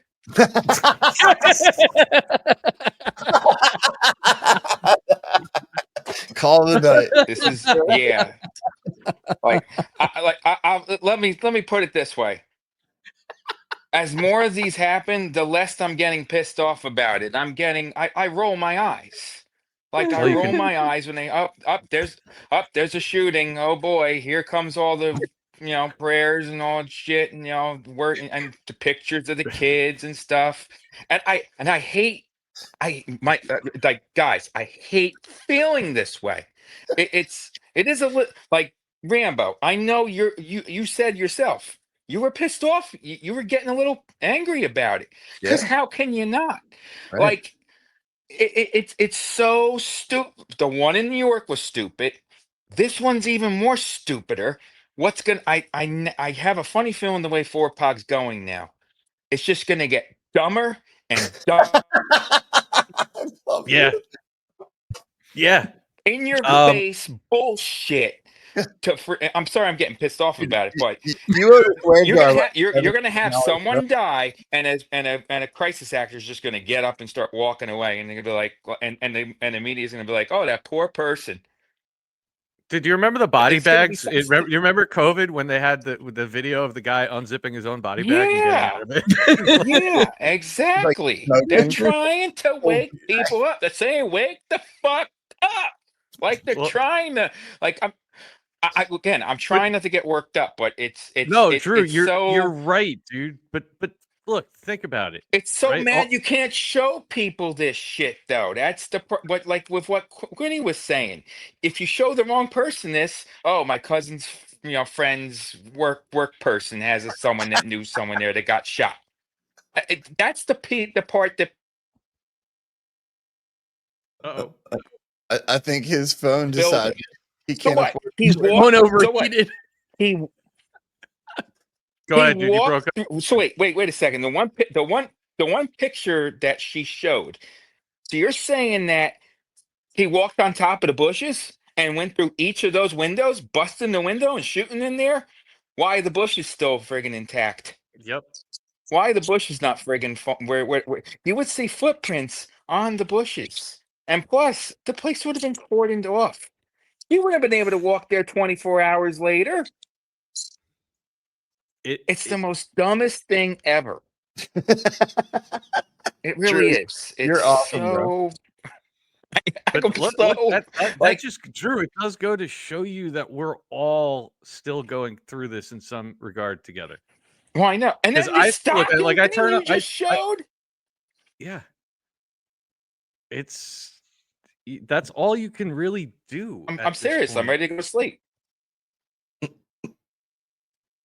Like I mean, it's hard. It's hard to just. But but it's again.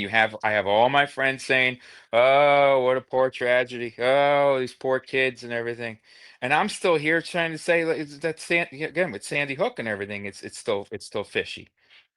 Yep. Again, it's totally mind blowing, and I'm wondering what's next. But if Four Pog's listening, keep the foot on the fucking gas. Keep it going, because like, You're worse than JF bro. yeah, I know.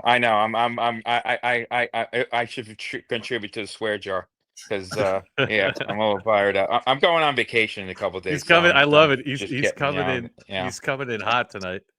Oh, you are Yeah. fired up indeed. All right, Ridiculous Drew. Well, that we just I mean, are we always going to have to, I mean, again, I said, are we always going to have to deal with these? Are we always going to have to deal with false flags like this by the good people? no, If people don't wake up, yeah, probably. no, but No? but I do think it's going to take some time.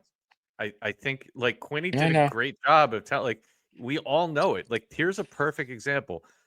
Even if I would say at this point, even if we prove this to be staged, you'd still have a difficult time being like, well, wait a second, let me show Of you course, Columbine you're and still going to have people that, so yeah, right. So what everyone's going to have to go through a similar process to what we did, and that's yeah. why I think Drew, the reason like you're saying how insane it's going to. What do we all keep saying?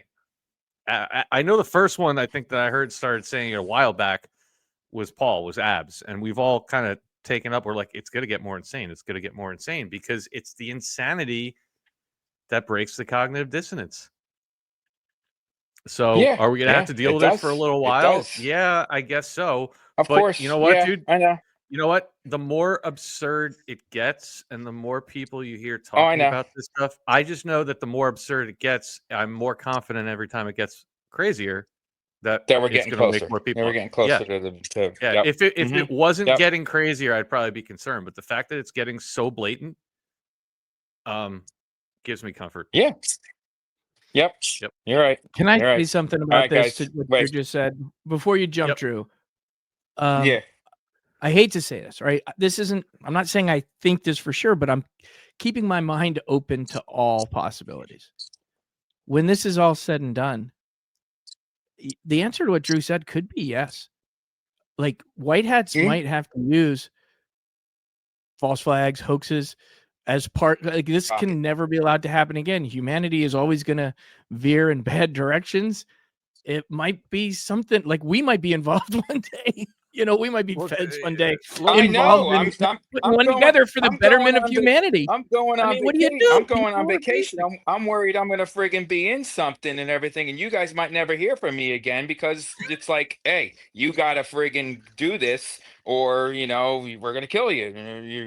We're gonna take you out. We either go along with this, get a bunch of money, because that's probably what they're doing. That's all. Who would even do this stuff if you're not getting a new life, tons of money and everything to go along with this, and maybe even they're saying to them, oh, it's only got a year left, and then you can maybe come back when it's over with.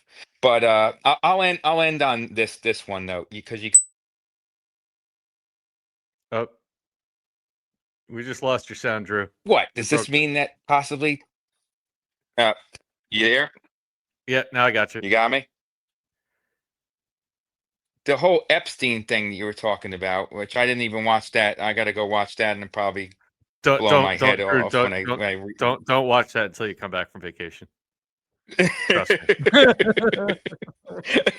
What is Don't do it, bro. Tom Hanks going to be supposedly good now? That he wasn't really. That his Well, whole thing is made up. Brought up. It was brought up. I'm prepared for anything now. I'm prepared. Hey, like Joe says, we live in a simulation. That's right. It's starting to look like that. We live in a simulation. All right, guys. Brother. I'll talk Enjoy to you your in 2 trip. weeks. Yep. All Take right. care. Safe travels, buddy. You know care, what? Let brother. me just say one thing. I'm going to go to Barry next and then Sean. You bring up a good point, Mark. And this is, I don't know, maybe sometimes I simplify it. I try to simplify stuff too much with common sense of what I would do. I can't imagine that they plan to wake up a large majority of the population based on the Q. We're talking 90+%, right? They 4 to 6% lost forever. I can't imagine that they had a plan which would involve everybody starting to see through these different things that we're talking about without some kind of plan to reconcile that on the other side. Does that make sense? Like they had to think, well, wait a second, if we're going to teach everybody about how we do things with school shootings and financial and all this other stuff, like that they must have, there's no way you can unhinge society like that and then continue doing it. There has to be some kind of thought in place for how they could at least limit it down the line. That's just where my head goes with it. But we'll have to Yeah, see. dude, Who knows? I'm scratching my head. Like we have to see how this one plays out because to us it's so obvious, right? And it is definitely bringing new eyes on. But at the end of the day, how many, like as a percentage of the masses, how many new eyes are going to join us? Right? I do it all the time, dude. I self-censor now, and it's like I'm not being inauthentic, but like the shit that I get to talk about with you guys, the stuff that our audience is fine with when it comes to Butler, when it comes to any number of things. I don't talk about that with normies at cocktail parties anymore. I go in a softer direction because my only goal is to nudge them in our direction, not to make them go, you guys are crazy. They may never become an audience member of this show and follow us on Twitter and get where we are. But if we can move them in the right direction. So I'm already running an op on people because for the greater good. So what's to say that there's not bigger ops that we're going to run for the greater good? Because we're not hurting anybody by not telling them the full truth. We're not lying. We're not deceiving. We're just giving them enough to help them wake up as much as they're able to. Now, Joe Rambo, on the other hand, takes a different approach because we've had this new thing happening lately where we might be out having dinner somewhere, and we like to sit at the bar because it's social. This just happened funny. 2 nights ago, literally. Oh Lovely no! woman Don't sitting even. next to me by herself. So, hi, how are you? You know, welcome to Jupiter, welcome wherever you are. Okay. And I'm like, in my mind, I'm just going to eat my dinner. No, this kid jumps right into podcasting. I first of all, I wouldn't normally say podcasting. I'd probably say I was an accountant or something. And then she He goes, does it "Oh, all the time. conspiracy theories. Well, tell me one." And he goes, "You know, Joe Biden wasn't president." And I'm just sitting there with my face in my hand. Like, I thought check, you were going to say please. Butler though first. At least that's like some semi. Check, please.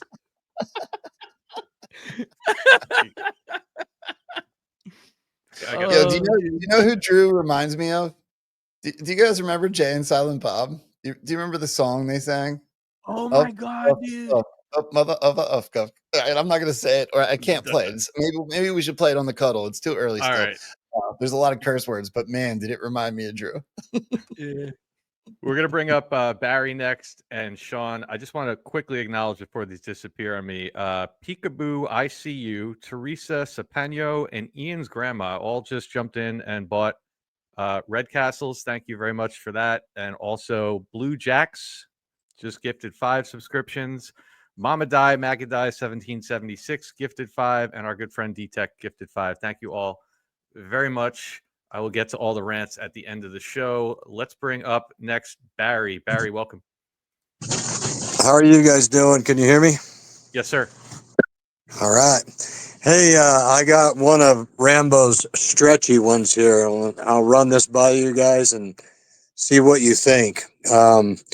First of all, like church teachings when you're a kid and you hear all these biblical stories and stuff. One of the coolest ones I thought when I was a kid was when Moses was leading the Israelites away from the all the Egyptian army that was chasing them. They got to the Red Sea and they couldn't cross. So Moses raised up his staff and the waters parted. The bottom went completely dry, not even muddy. I thought that was just, wow, super cool stuff, right? So they got him across, and then the Red Sea closed up on all the Egyptian army right behind them after all the Israelites got across. So I'm thinking, what made me think of this was, do you remember when Trump brought it was a couple weeks ago when Trump brought all the heads of state, so to speak, or whatever, from the different countries, and they were all lined up there, in a row right next to him or whatever. Of course. They had like 6 or 7 of them or whatever. And I was watching this and I noticed, well, this is kind of different because everybody's got their suits all buttoned up and everything like they always do. But Trump, he had his suit open. He didn't have it buttoned. He had a red tie on. So I'm thinking, well, that's odd. And nobody said anything. So I thought, okay, well, what could that possibly mean? And Joe likes to do stretchy things. So I thought, okay, well, that reminds me, okay, he's got his jacket open. So his jacket is parting. He's got a red tie on. Could that mean like parting of the Red Sea? And then what else does he do? Before he's done, he points over to the right and has everybody look at this painting of him in Butler. And what's he doing with his hand? He's got it raised up like Moses would have with a staff, basically. He's got it raised up, yelling, fight, fight, fight. But he had everybody look at that painting, and then they pan back to the deal. What do you think, Rambo? Is that too far of a stretch? I don't know. You know how I am. I like that stretchy stuff, so I'm with it. All right. Well, that's just what I was thinking of. When I saw that, I thought, God, there's got to be something. Because usually if he's got his jacket unbuttoned, he's got his tie off. It's untied. But he had his tie on, but his jacket wasn't buttoned. And everybody each side of him had their jackets done up and all that. But he's standing right there in the middle of the photo with his jacket open and his red tie. And then he pointed to the thing where he's got his fist in the air or whatever. So I don't know.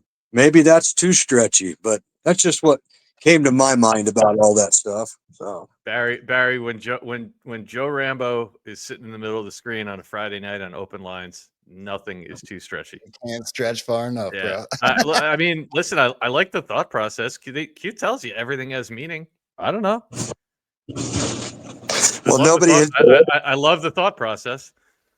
Yeah, nobody had touched on the fact that his jacket was undone, and usually you guys hit everything and connect the dots like crazy, and I dig it, just watching you guys. But you come up with some really, awesome stuff, to say, hey, wow, that's pretty cool. But I thought, man, these guys didn't say anything about that. It just seemed out of place to me. So I thought, what in the world could that mean? So, it just struck me, as being maybe that's an semblance of, him taking care of these people once that they're kind of under his umbrella type thing or whatever he's got going with all the tariffs and everything, and saying, hey, look, I'm basically taking care of you guys and we're working together and we're going to get through this or whatever. I don't know. But anyway, that's all I had, other than last week you were talking about Drew James, how much he's changed. I agree, because when he first started, it was like, oh, it's Drew James. I'm like, oh God, because he would call in and he would act like somebody had just shot his dog, and just down in the dumps. And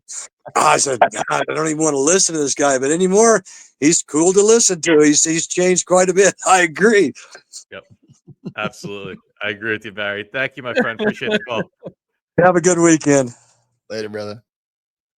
It's, you know what? It's honestly, all joking aside, it's the whole, I know this, and I'm sure you've seen it too, dude. It's almost 2 years now that I've been doing some type of call-in show like this, and we've all grown together. I mean, like some of the stuff we talk about now. I mean, dude, even think back a year ago when we were going on the air in July of 24 talking about the assassination attempt. It was like a war zone in the chat. People, oh my God. Now we talk about this stuff and there's almost no one reacting emotionally. So, I mean, I think, we love to pick on Drew because we love him, but he's I think very representative of how the whole group has grown together, everyone in the audience. And that's why hanging out in the chat and all this stuff, we always say, it sounds cliche, we're like, everybody's important, it matters. If we didn't have the almost 9,000 people watching this stuff now, that is infectious. It connects to everybody. The more you see other people in the chat reacting a certain way, calming each other down, like, it's pretty cool to see. I'm telling you, go back and pick a show from like a year and a half ago and watch it and listen to us talking to the chat and having to like calm people down. Now they've all gotten the same training. It's pretty cool to see. We got a couple today. Well, yeah, because you guys just decided to you basically decided to sit there and be like, oh, you think you know everything about Epstein? Okay. Like just run the car right through the wall. Anyhow, all right, we're going to go to Sean next. And then after that, we will go to, let me figure that out after. Let me go to Sean. Go ahead. What's up, buddy? Hey, what's going on, guys? Got the girls. Hold on. Okay. Hello, everyone. How are you guys? Okay. And by Doing the well. way, everything is still fake and gay. There's always such a good punchline with those girls. You get the Shining Twins vibe though, when it's like they're talking together. Father of the year, if you can make your two daughters say fake and gay in unison. Absolutely. Love it. Well, they're in the next room right now. Dude, holy shit, what happened today? Like, I'm listening to you guys. Wow. I literally had this whole thing I wanted to talk to you guys about planned out. I just threw out the paper. Like, I don't even know what to say. I literally don't even know what to talk about. This whole thing was crazy. I was going to talk about MK Ultra. Go for it. Okay, so MK Ultra. We all remember from what we were taught that back in the 40s and 50s, they were using MK Ultra on patients in hospitals, psych patients, military, the unwanted, the people that got left behind. Okay, they were using it on experiments. Now, they started closing down these places. They started closing down the psych wards, the hospitals, so they couldn't do what they wanted to do.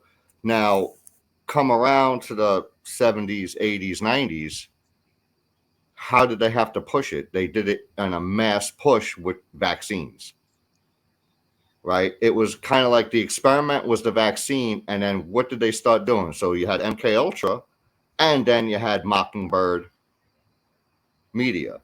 So as they were drugging the people with the vaccine, they were pushing out constantly on the news and just inundating people with brainwashing. Yep. And I think that had to do also with Operation Warp Speed because of the COVID vaccines. They had to speed it up. Rambo, who were we just talking about yesterday that did a whole video talking about how people can be essentially programmed? Or Mark, were you talking about it with David Clements?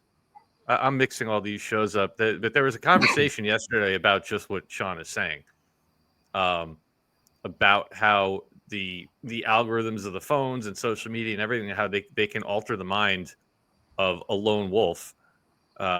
You had Boone Cutler.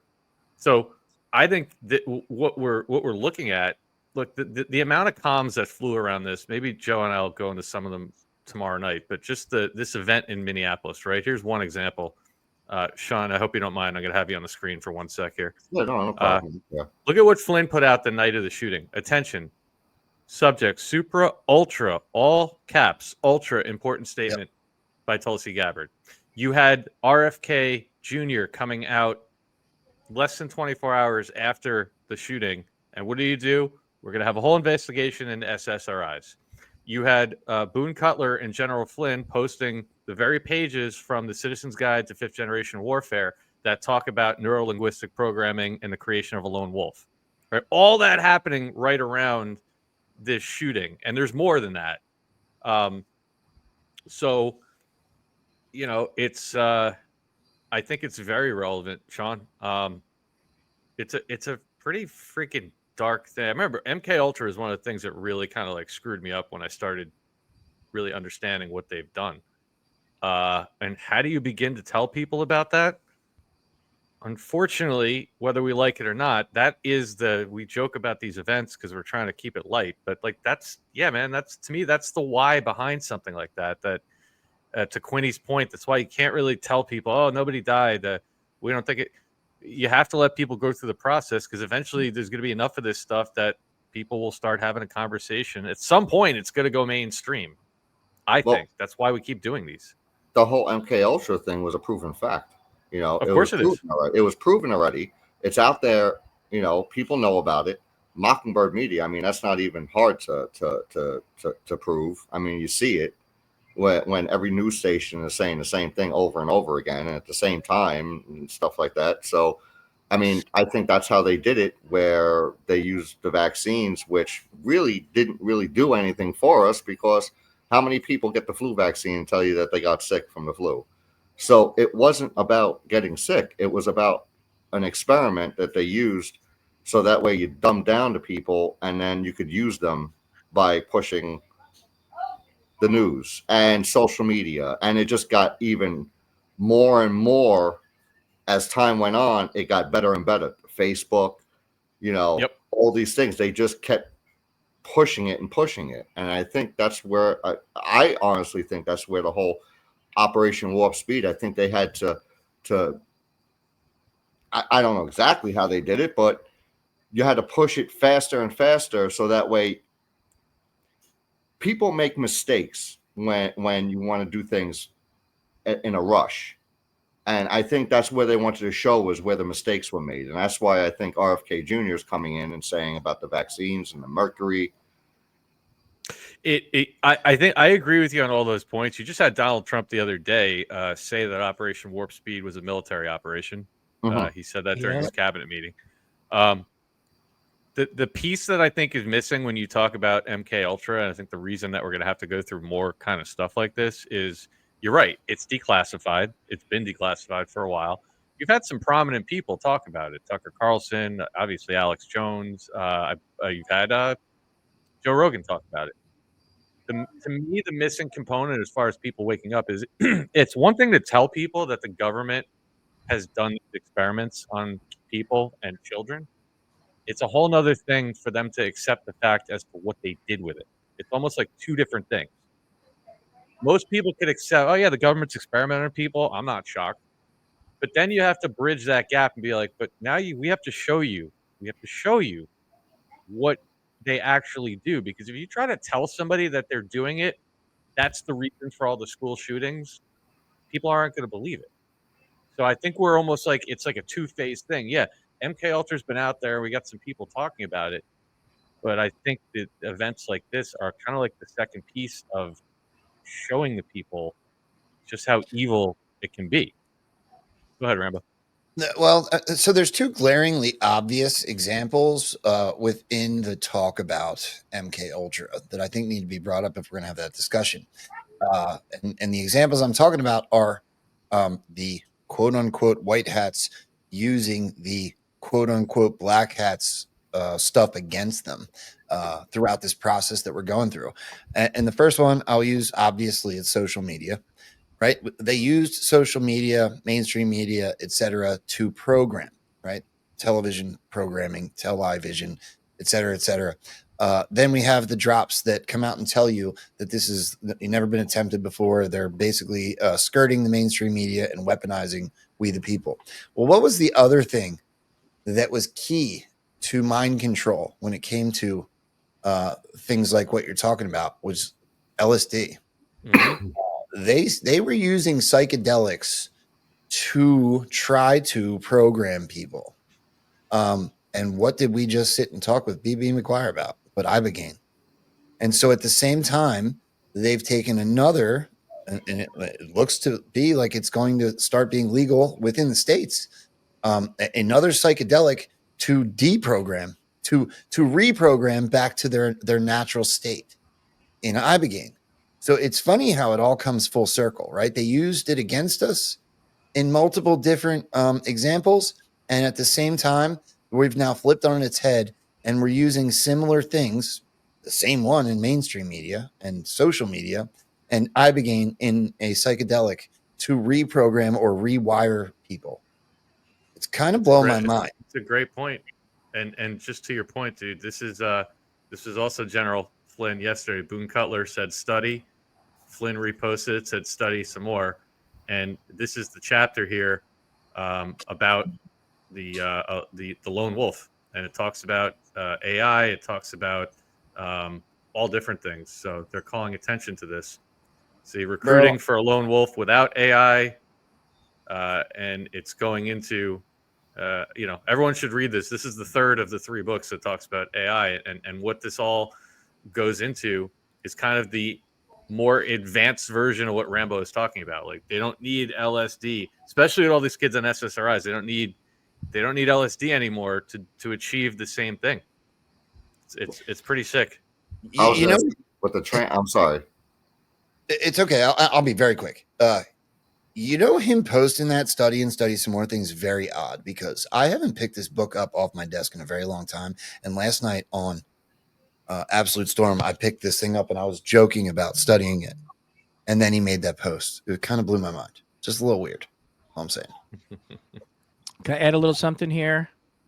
I think it's a great topic. And Dave, you nailed a good point, right? Q even tells us that the pill has to be easy to swallow, right?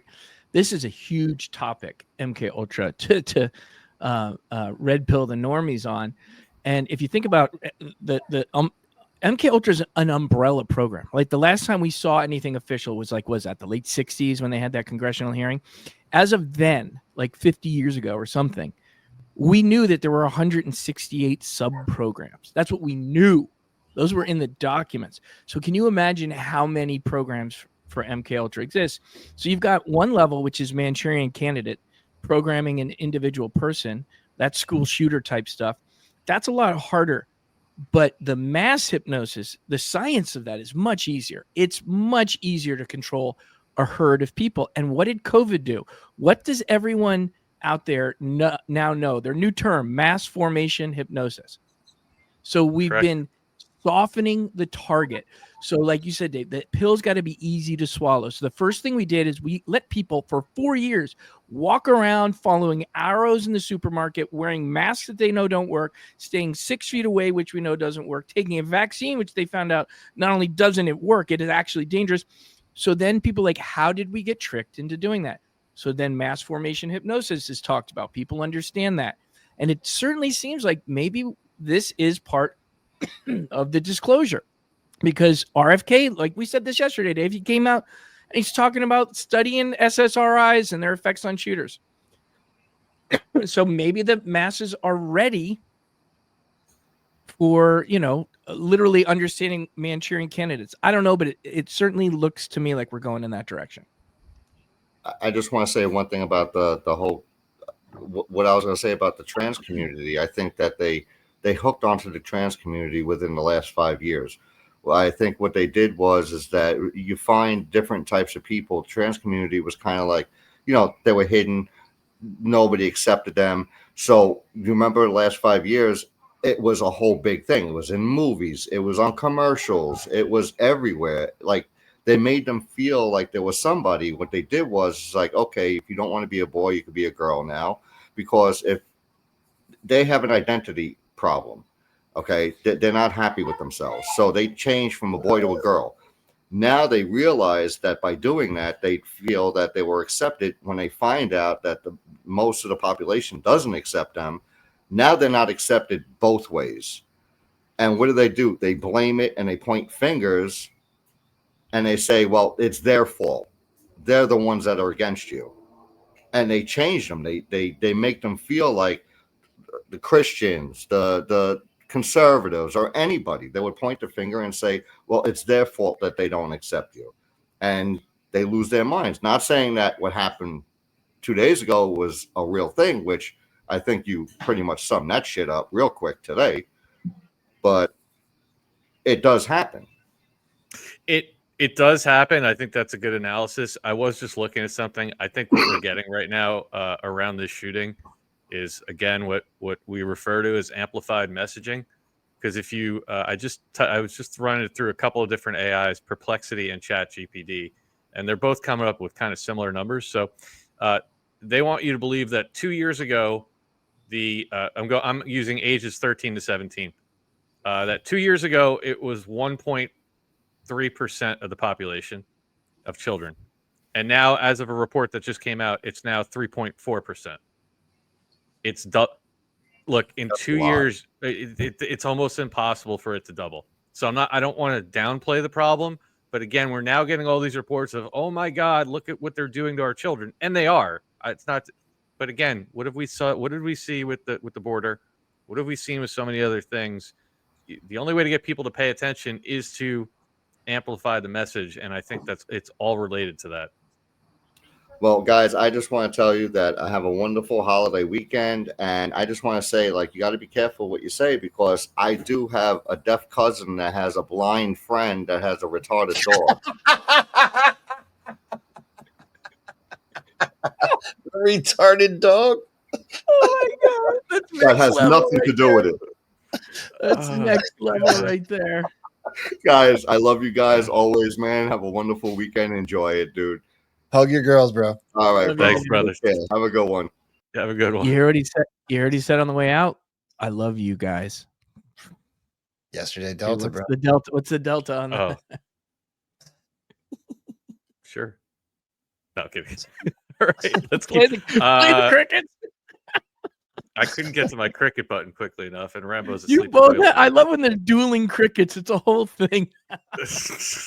I got all sorts of new ones now. We got them in StreamYard now. Pause. I'll do all sorts of things. StreamYard now? I didn't even know. I don't know why. Wait, did you just play the China Dave gong? Yeah, it's a gong. Is that the China Dave gong? I'm doing that one when you come on the huddle tonight. I'm gonna do the rest of the show like this. Anyway, all right, let's keep going. We're wasting time.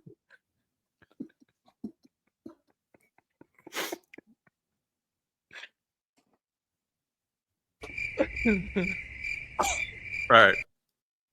Let's get back. Let's go to John Thor 13. Welcome. Oh, hey, can you hear me? How are you? Yeah, Yes, what's sir. up, brother? Come on. Oh, sorry. It's gone. I got rid of it. Bring it back. What happened to him? He disappeared. He just hung up on himself. All right. Call back. Let's go to 17 degrees off center. Good username. John Thor, I see you there. I'll get right back to you. Yeah, he's back. Hi, guys. 17. How are you, sir? I'm doing great. I'm going to go and talk about David Ryder, Trump's first mint director. Now, he changed the coins, the silver coin and the gold coin, to have the Eagles add to the nest. All his press conference, stuff like that is adding to the nest. And it has a little security notch on the side of the coins. Now, Trump did this for a reason. I don't know what the reason is yet, but he changed those coins for a reason. I don't know if it'll go back to a gold and silver standard. And now David Ryder, Trump's first mint director, worked for Honeywell. So Honeywell developed a system where you can take where that security notch is and turn it and then have the coin exactly the same every time and then scan it. Are you guys still there? Yeah, no, keep going because you're so far from what I've heard, you're spot on. Keep going. Okay, so they can scan that and it's like a fingerprint. Every coin is different. And I've never heard you guys talk about this. So there has to be a reason Trump has done this. What do you guys think? Yeah. I mean, one of the things I am trying to work on is with Patrick is doing a regular finance show either once a week or once every other week. So we don't get into it as much, but yes, I know just from watching people like Bixweir and others who are, silver bugs and financial system bugs. I got all this stuff. I got all this stuff from Bixweir. Yeah. I go think that you're talking about why would you need to do something like that? You would need to do something like that because it's going to eventually connect back to the monetary system. And if you go back, I want to say it was about a month ago when Trump's crypto czar made an announcement that they're going to be implementing a quote revolutionary new global payment system, right? So that would replace SWIFT. And what did he said? He said there will be a crypto component that will be tied one for one with $1. So now you're putting the two together. Now what's the last piece of that? And why would they be doing the things like the Honeywell? It would be the coinage that you'd have silver, gold, and stuff, and new notes that would be tied to that, and then you can't print anymore. For every dollar, there's a digital dollar and a transfer component.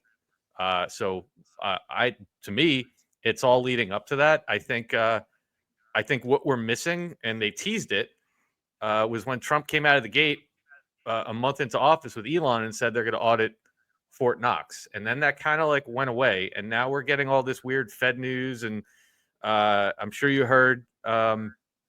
I'm sure you heard off center that when Donald Trump went and toured the Fed, he was talking about how they're digging out the basement and they're doing all this stuff. My personal belief is that's your new Treasury building.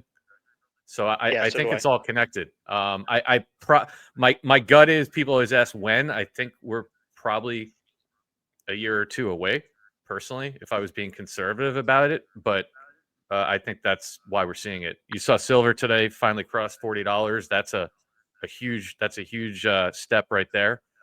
But I think we have to get through. We're going to have some kind of whatever they're going to use. We're going to have to get to some kind of exposure about gold and kind of what happened, how we got taken off the standard, and exposure of the Fed.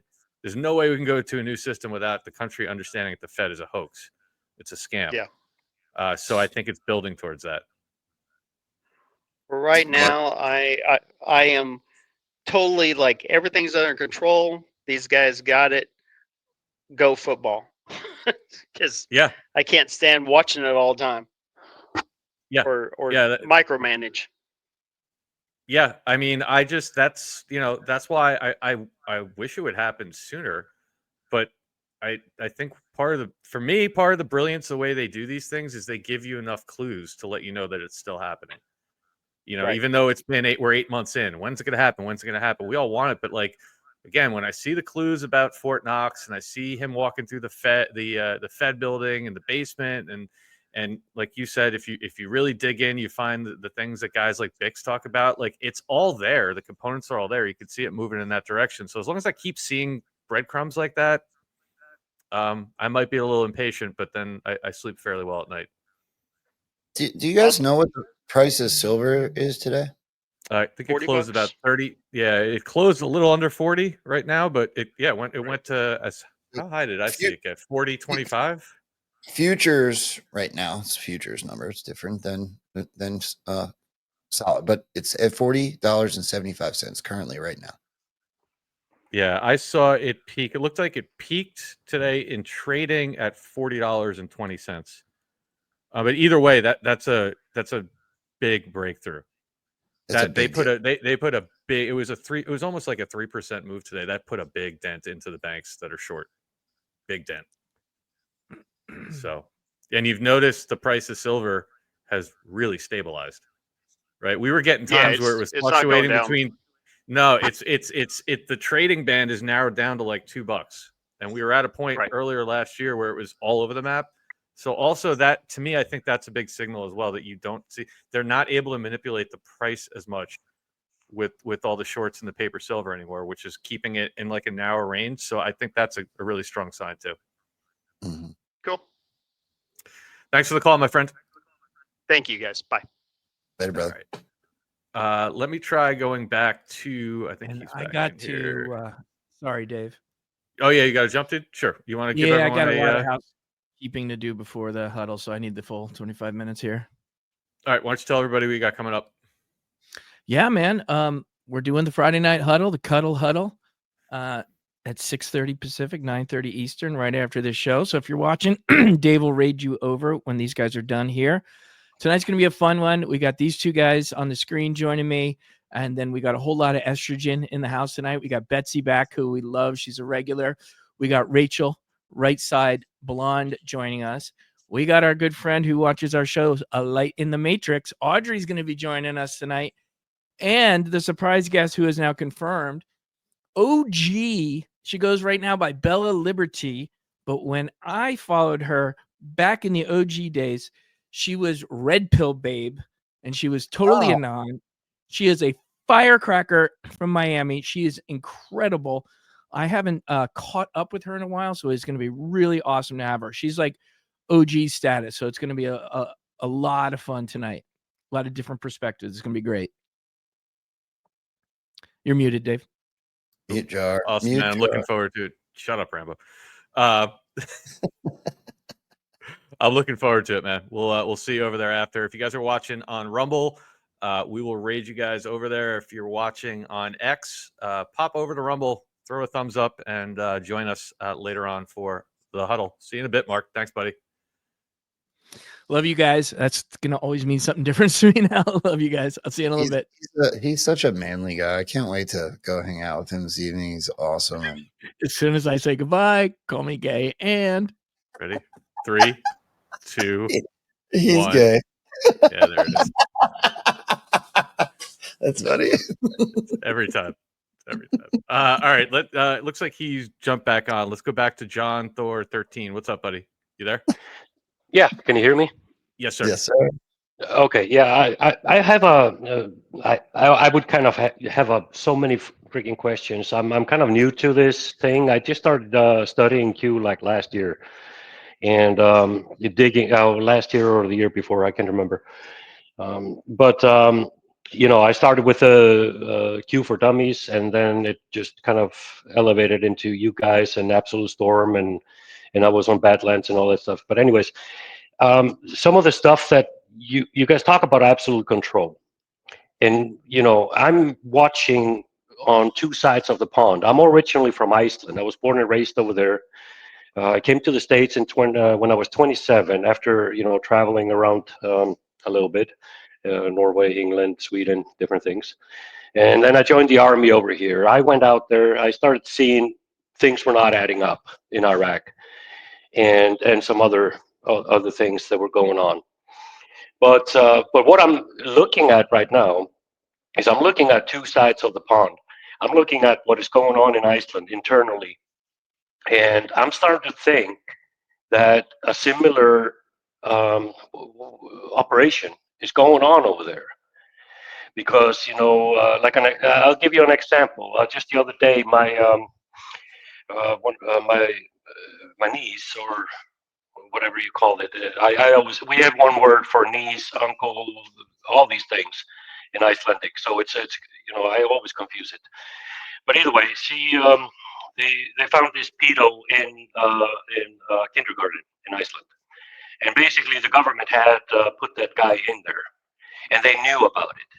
And there's an uproar, and the media is trying to silence it and stuff like that. And I'm looking at it, and I'm starting to wonder if that's what is going on over there too. It's a wake-up operation for the people in Iceland. Because if you think people in America, the normies are brainwashed, I got news for you, man. Go over to Iceland, and then you'll be like, holy smokes, So. Yeah. What's your take on that? With the total control, how far does that reach? I personally think what you're seeing is worldwide, at least in the westernized world. Look. I don't know if you saw it or not, but we did a show. I think it's like a month ago. Maybe you'd have to scroll back on either my channel or Joe's, but we did one with our good friend Tim with Burn Notice, who's from Australia. And what we showed was that if you look at the August 2018 Q drops, there's a number of them in there that refer to the Five Eyes. So obviously United States, Canada, UK, New Zealand, Australia, the Five Eyes, and its relation to this operation. And basically what he dug out is that Q was moving players around in Australia in real time. Yeah, right? I saw that. Okay. That show actually made me kind of think about that, because then all these things are happening over in Iceland. And Iceland is a very small place, okay? And we got the same thing going on there. They opened up the borders. They filled it up with all kinds of Muslims and all kinds of crazies. And we got all these stuff happening right now. That is all over the media. We got groups also standing up, with the similar things like you're seeing in England with flags and all that good stuff. And I started thinking about it because Iceland was one of the founding nations of NATO. And I have a feeling, my dad, I know, let me give you a little background on this. There was a major lawsuit happening in 2010. I was doing recruiting here in Alabama at the time. For the Army, medical recruiting. I was a medic in the Army. And during the time in 2010, this lawsuit came up in Iceland, and it was directed towards the government for taking children away from the families, putting them into government-run home where they got abused, sexually, physically, you name it. And it was only when that case came up that I found out my dad was one of them. Then later, just to make a long story short, there was a book written about that place by one of the people. I read it, and in that book, you found out that some of the kids were participating in these kind of things, and it made me freak out. I reached out to the author, and he told me who Dad was in the book. Him and Dad were the youngest ones in there, so you can imagine what that means. But I started thinking about it, because there was a lot of stuff that Dad told me. He committed suicide in 1997, which actually was kind of precursor for me to move here. Indirectly, I didn't come here straight away. I went to Norway, went then to England. That's where I was when I met my ex. Long story. But I started thinking about it. Iceland is like a perfect testing ground. It's a very small population, very corrupt country. Everything is easily controlled by anybody who is in power, So I started thinking about, if they were doing that was MK Ultra, because some of the things that my dad was talking about, he introduced me. Let give you an example. When I was 16, the Milgram experience. Did you know? You guys should know what that is. Heard of him? Yep. And yeah, and he was introducing me to so many of these, like Carl Sagan, different Kurt Vonnegut, all these things. He wanted me to read up on. We read a lot in Iceland. It's in our culture. And I started thinking about that, because some of the stuff that he talked about, he was having flashbacks and different things, and I did not know at the time what was going on until I read the book. And one of the scenes in the book, literally, I had a confrontation with him. We were both drunk, but so I share a little bit with you, John, too. I was I was in AA when I was 18. I quit drinking 4.5 years. Used the steps, all that good stuff. It works. So I've got a very long story if I went into that. But I started thinking about it because how is it going to pan out? With over there, are they going to find out? Are they going to be told? Go ahead, Rambo. I actually have a potential drop of hope for you. Our open borders are one of the things that I believe the Drops was talking about when they asked us what conditions had to be met for Trump to do certain things. And I do believe everything's connected. I'm going to ask you because I believe I know, but I want to know I want to hear what you say when I ask this question. Who are the top 2 nationalities that are migrating illegally into Iceland? There's a lot of, let me see.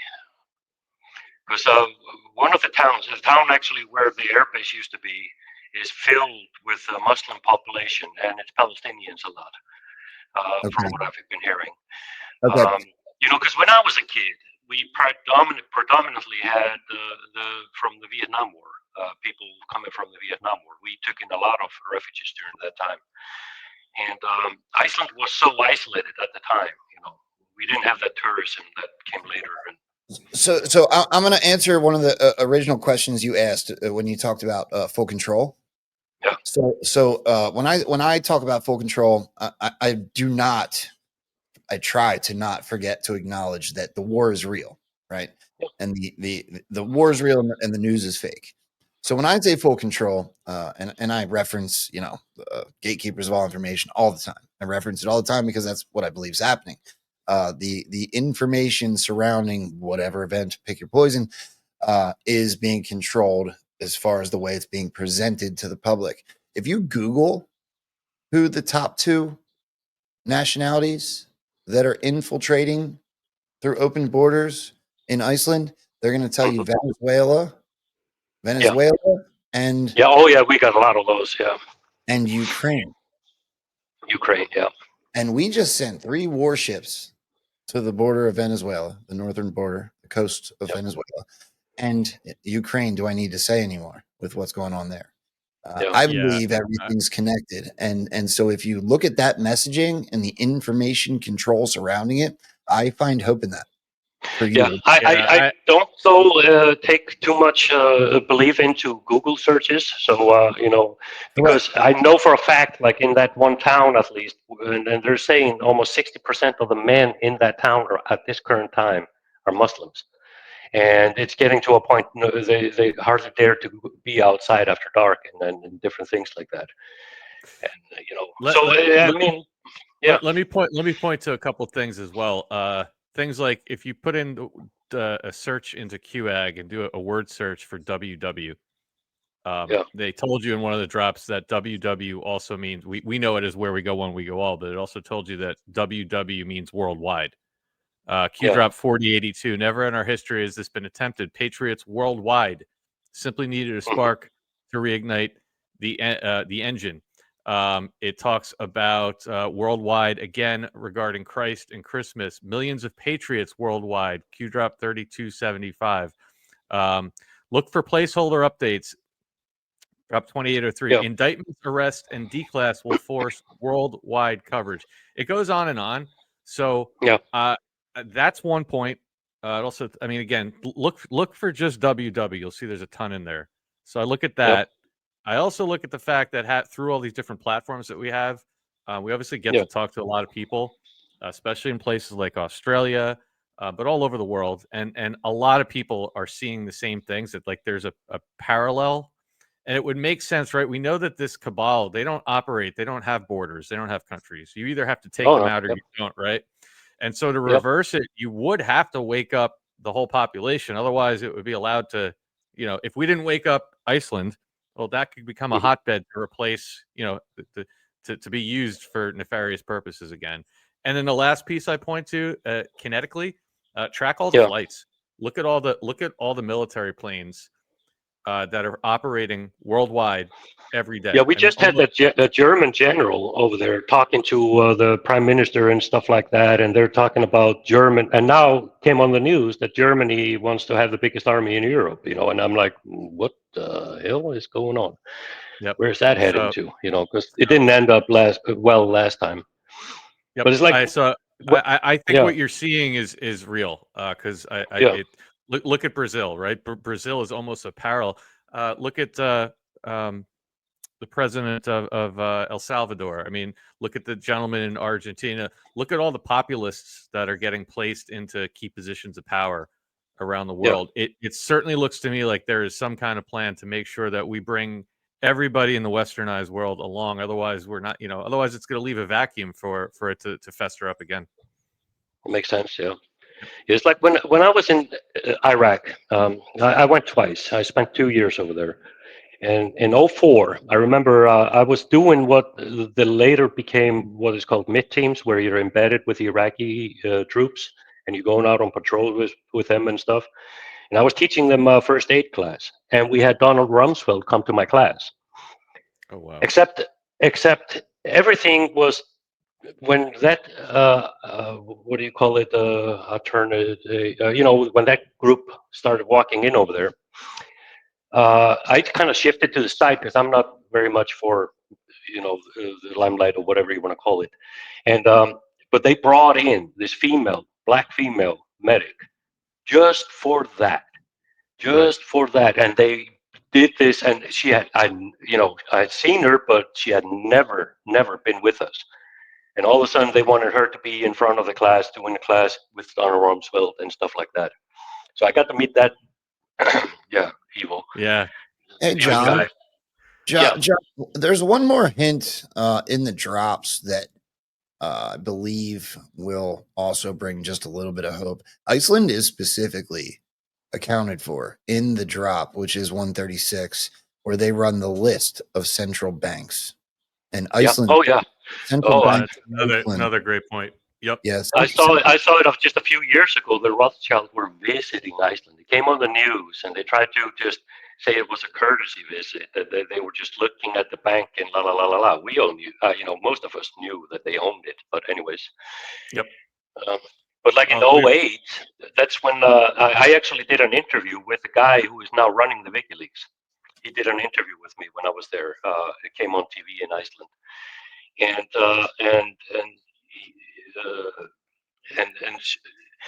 it kind of blew my mind because the papers, WikiLeaks leak came out then about the when they were murdering reporters with what do they call it again, with the helicopters. Anyways, and we were given orders from our commanders.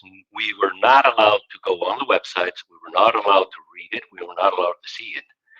So immediately there, I was starting to wake up, and I was like, okay, I got to see that. I know if somebody tells me don't do this, you better believe it. I'm going to check it out. And John, you know what? I'm getting short on time, but I got a question. Sorry. Would you ever be interested in coming on like a regular podcast and kind of talking about some of your experience? Absolutely. I'm in Florida now. I just went through ugly stuff. And anyways, long story short, but I'm in Florida. I'm close to Pensacola area. I know you guys are like way out there in the. We're South Florida, but send me an email. You can either go to newstreason.com. There's a link there, or you can send an email to truth@newstreason.com. I'd love to talk to you further because it sounds like you got a great story to tell. Yeah, and I'm also in contact with people in Iceland, a lot of people, and Awesome. then I have a feeling some of them are actually embedded in the Q stuff, and they just can't talk about it, like you guys just been talking about, because I get crickets when I talk to them. Yeah, do that. Send me an email, and I'd love to get you on and talk a little bit. And thank you for your service. Greatly Hey, I appreciate appreciate it, guys. Yep. Thanks for what you guys do. You helped me. I was losing my mind, man, before I met you guys on here. Alrighty. Thank you, my friend. Take care. Appreciate you, brother. Wow, what a background. That's crazy. He looks like the guy that was getting interviewed in front of the 17 at the school shooting. A little bit, yeah. Pick up on that? Yeah. Let's go to Jubilant Jana. Welcome. I think I said that right. Hi, guys. Hi, how are you? Hi, Fred. Great. It's great to be on. I'm a first time caller. Welcome. And yeah, it's very exciting. I've been with you, Dave, since the beginning, and love Rambo and Mark and Patrick, and I can go on and on about all you guys. I just wanted to thank you guys and tell you that I'm a full control person, and I've been following, not real closely, but for a long time, Charlie Freak and Captain Kyle, and I really feel like it's just a spiritual war, and that's the bottom line. And when you Did we lose her? Did we lose you? I heard a noise, and then her volume went away. I think she might have hit her mute button. Can you hear me? Yes. Now I got you. Okay. Okay, sorry about that. All right. So anyway, I full control, spiritual war, and what I believe is that it's all to do with the bloodlines, bloodline families, as far as it's like the elite, the dark elite cabal, what we consider the cabal, versus the white hat bloodline families, which is like the Christ bloodline. And I've just thought for a long time that there's a lot more good than bad.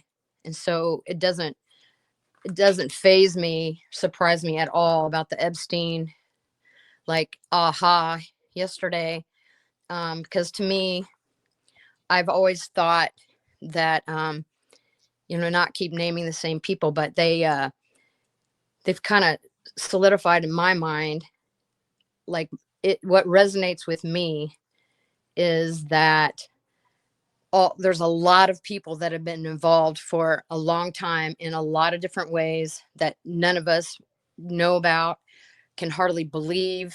And it can go all the way back to, you talk about JFK, Lincoln, and the Clooney bloodline. I just think it's just been an ongoing battle, and I'm so blessed. And, we're all so lucky to be alive, and we're watching this play out. It's just the most amazing thing. And I've been wanting to talk to you guys forever, but I always listen to everything after the fact. This is my first time to call in live and listen. And I just tried to get into the call. So thank you for allowing me to talk. And I love you guys so much.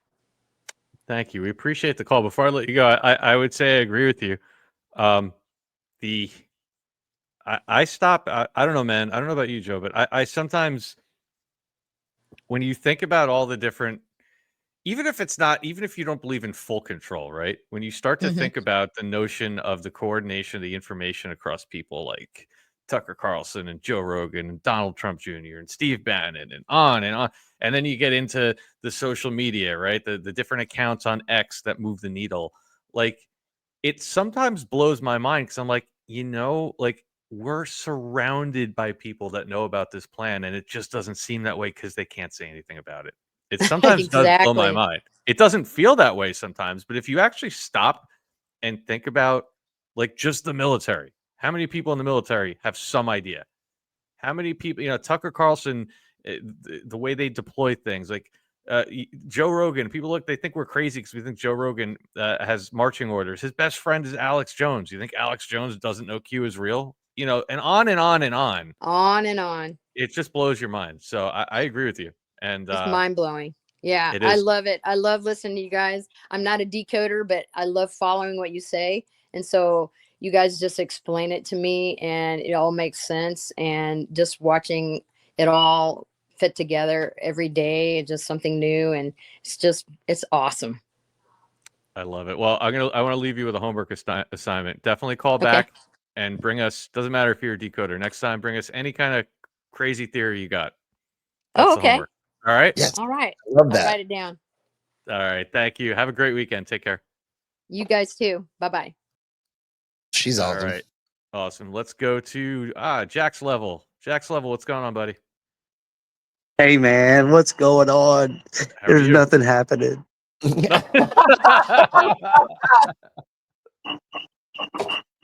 Hey, listen, Mark's Boring week. Mark's been gone for what's that? No, go ahead. Go ahead. I just Oh, sorry. I was saying Mark's been gone for about 20 minutes. The John Thor, man, that would be cool getting him on because he seems to know a lot. So, but Mark's been gone for like 20 minutes and he's still so gay. It's just crazy, dude.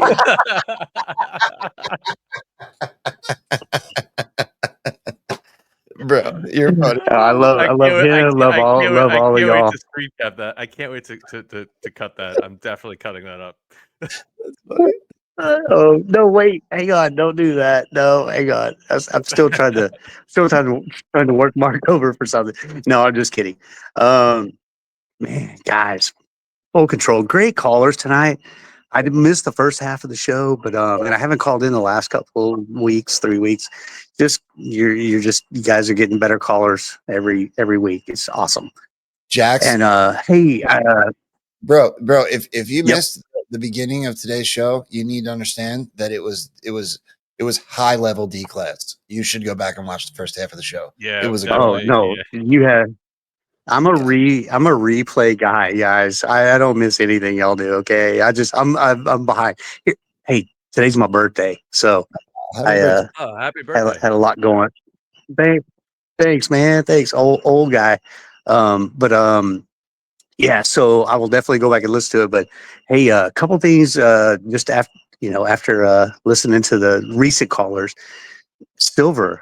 Wow. So I woke up this morning. I'm in Texas. Woke up this morning, 72 degrees outside. We got a cool front yesterday, 101 degrees yesterday. And I'm sitting out on my back patio. I took today off vacation for my birthday. And I looked at Silver and I'm like, God, it's like 39, 50 something. And I just said a little prayer. And listen, it's not me. I'm sure there's a lot of people doing this, but I was just like, Lord, if you could make Silver just bump over 40 on my birthday, it would be so cool. Even if it falls back below 40, I'm cool with it. And I'm on AppMax, and man, it went to $40.04. And I'm like, holy shit. And AppMax is a high one, right? Kitco's a lower one. That's the one they want. They gauge it off of. But I'm sitting there. I text my brother like, dude, it broke 40. And I have a screenshot on my phone, $40.17. It's just like, come on. And by the way, the last time you were in $40 territory was August of 2011. 14 years ago is the last time. 13 years, 14 years, yeah. 14 years, yeah. And it was a spike. It was a fake. It just went up and went down. Yeah, but you know what it is? That's a big resistance level at 40. And going back to the other caller that was asking about the financial system, I kind of watch silver more so than gold. I watch silver as being a good indication of where the banks are. Because if you watch guys like Bix Weir, like they could show you that some of these banks are short, like meaning their short contracts are at like $24, $25. They're $15 an ounce underwater right now, and they can't get the price down. So even though it's happening slowly, the more we keep shifting, a year ago we were looking at 29 to 31. and then we got to 35 and it hovered there, and I get to 38 and it hovered there, and now 40. Like the further that goes up, that to me is another good indicator of us getting towards the end of whatever this financial crap system is that we're in now. So I think it's Yeah. fun to watch as an investor, but I also think just even if people aren't invested in silver, it's a good indicator of the waning power of these banks to It's a, manipulate it. yeah, total indicator for sure. Yep. I want silver to hit For sure. 800. And what's that? I fully anticipate silver going to like, okay, 800 might be a joke, but I fully anticipate silver going No. into the hundreds of dollars. Well, look, Well, of course. here's The bank. Go ahead, Jax. I'm sorry. I think it was a delay because I'm missing y'all, but it's okay. I'm getting enough that I understand. Yeah, well, I was just going to say, the ratio that silver and gold comes out of the ground is 7-1, right? So if silver is, let's say, $3,400 roughly, 3,300, divide that by 7. Yep. And you get 400 and change an ounce. So the actual price, like without playing any games and without talking about AI and technology and all the other things that come into it, just by the ratio, the math, silver should be 400 and change, and it's at 40. It's undervalued 10x because of the bank manipulation. Yeah. Aren't the banks? I mean, I've heard the number 43. I've heard 44, 45 is the number that at least the ones that can't, that won't be able to survive. And is that all of them? I don't know. Guys, listen, here's my take. We're getting close, and I want this Veterans Day because it's November 11th this year, Veterans Day, 11/11. I want to be able to celebrate the heroes that are really fighting this war earthwide. I think I'm just hoping that this is the year that they get their due. All veterans, all current, everything, all of it. Amen to And that. it's just fun because we're rolling into some really killer times. The people that even my son, he's 23, he's in college, he's going for his physics degree, and in the last year and a half, he thought I was nuts 4 years ago, 3 years ago, 2 years ago. In the last year and a half, he's bringing me stuff and talking about Israel and the youth and his age, and he's got a friend group that is they're all AP kids and smart, and they're trying to figure it out too. They're not quite into cute like we are, but it's just good to see. It's good. It's really good to see. That's all. That's awesome. I love hearing stories like that. I really do, because again, I've been pretty firm about this. I know some people disagree with me. I think the kids are going to come around quicker. They might be behind us, but I think the way the generations behind us are trained and grew up with social media and research and internet, like I think they're going to rocket past a lot of us. I really do. I don't worry about the kids that much Yeah. anymore. I love hearing stories like that. No. Yeah, no kidding. Yeah, it's just fun. It's fun that he's bringing me stuff and y'all seen it too. And I get to say, "Oh, I was trying to tell you that 3 years ago," and he's like, "I know, Dad, but you're just crazy." But hey, I do have one more thing I want to mention, but go ahead, Rambo. I cut you off. I'm sorry. No, you're okay. I was just gonna Good say, thing Mark's not here. it would be a lot more gay if he was. No, but I was just gonna say, it's funny. Like you guys, I've talked about it all the time. That attraction rather than promotion thing. My son goes out on his e-bike and wears a "Make America Great Again" hat. He bends the brim the same way I do. He wears it the way I So do. awesome. And it's not That's so because awesome. I tried to like make him think a certain way. Oh, that's great. Just that I think I might be the same in his eyes as my dad was to me. And so I've made it. Dave knows this is true. He's seen my son literally wears my hat. Mini Rambo. Yeah. Mini skinny Rambo. man. Yeah. I love Skinny man. Mini Rambo. He's awesome. Yeah, that's all. All right, Jax. Well, thank you very much for the call, my friend. Appreciate you as always. Oh, I lost sound here. Jax, you there? All right. I don't know if this is StreamYard acting up or what it is. Jax Level, good Yeah. talking to you. All right, let's keep going with Digipetto. Welcome. Don't have any sound. We see you, friend. We see you trying. All right. I will come back to you on the next one. See if you can get that worked out. Let me go to somebody new here. It looks like Mama Mary. Welcome. Yes. Hi, guys. Hi, how are you? I feel like you're all my patriot brothers. I just love watching you, and you really do keep us sane. There's so many of us, obviously, in this movement that you can't even talk to your family about anything. It's really been an interesting journey for all of us, I know. But every time I see the signs of the 17s and all of the Q proofs, I just think, wow, this really is an amazing time to be alive. It really, really is. So I just wanted to share a couple things.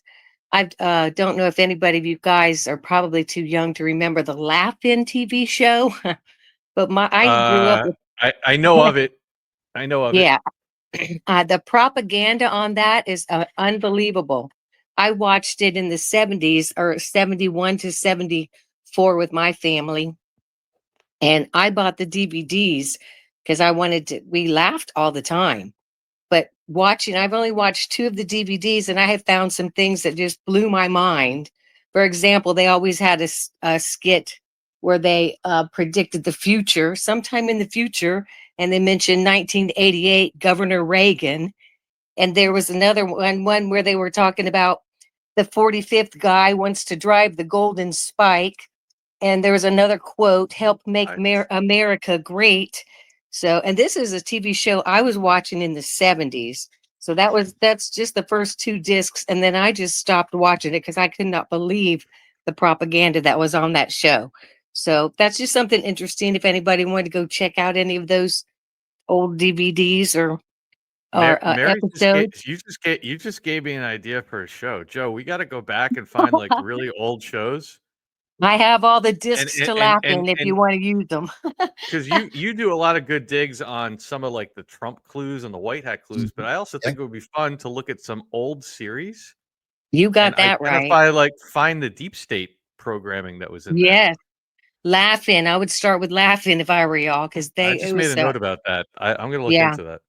Didn't Yeah. we just have somebody tell us that General Hospital's dropping comms? Yes. I wouldn't be I surprised. think it was a caller. I think it was 2 weeks ago. We had a caller about that. Yeah. Yeah. Yeah. Oh yeah. That I remember would be that. interesting. That would be a I'm good show. telling you, Good you'll find diversion some away from wild. like all the current events. Yeah. Yes, I think so too. I do think so too, Dave. And then I just wanted to also just talk about how I'm so grateful that I was on this show with your guests and just the children. I worked in the school system and retired after 25 years, and I just miss working with the children.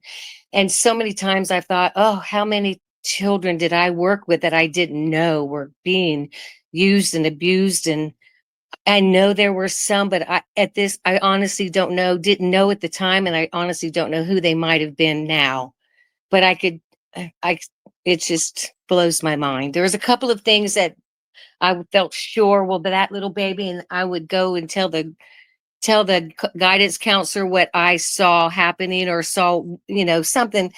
For example, a 2nd grader started her menstruation way earlier than she should have. And I went to the counselor and thought, this isn't right for this girl. So, of course, you leave it in the expert's hands. But I'm just going to wrap it up, guys. I want to ask you your opinion about, we talked about Butler tonight.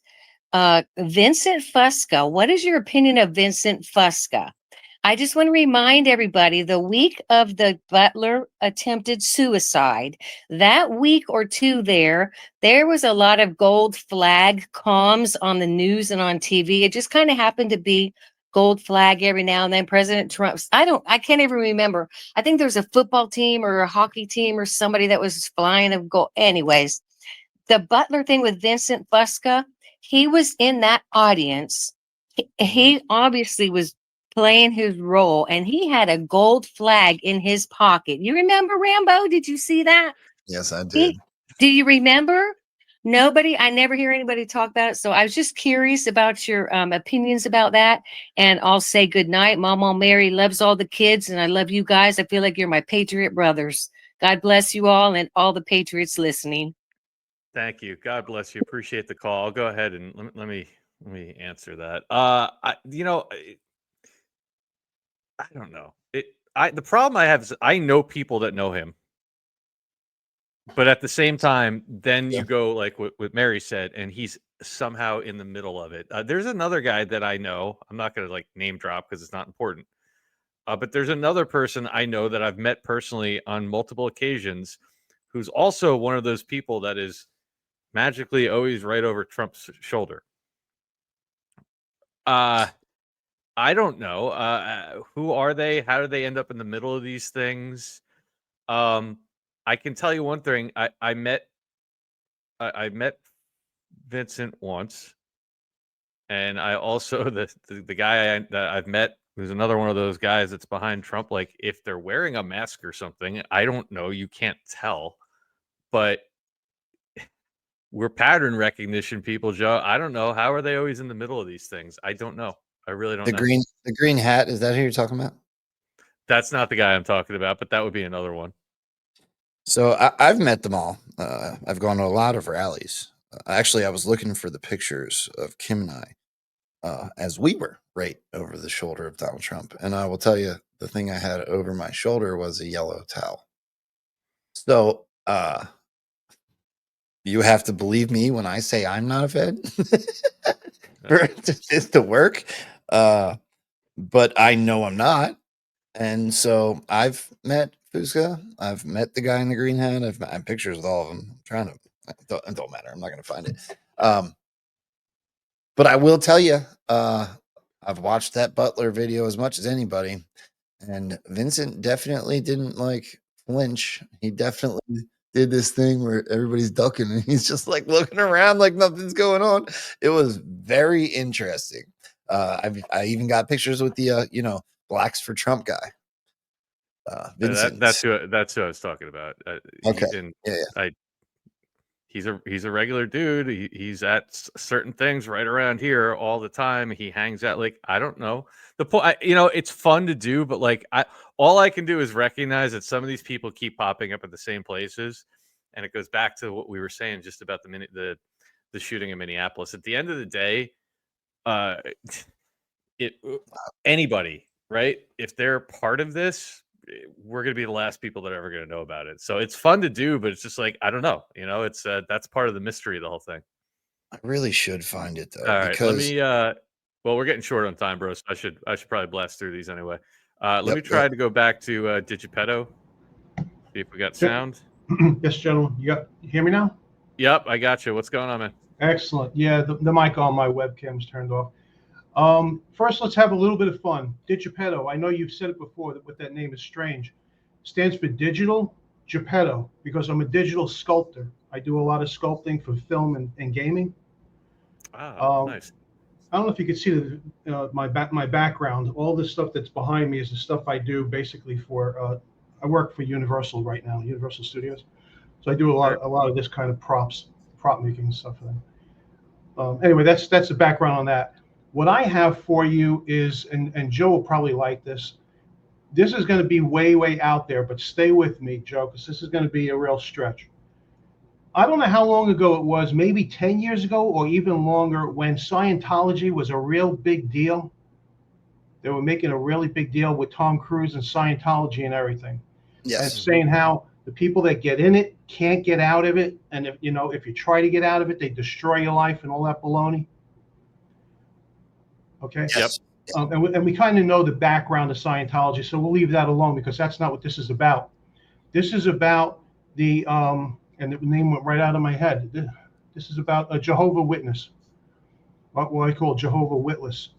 The reason why I know this is because I have a family member who's in it, and I've seen the same thing happen to him that I hear what was going on with Scientology. But here's the tricky part.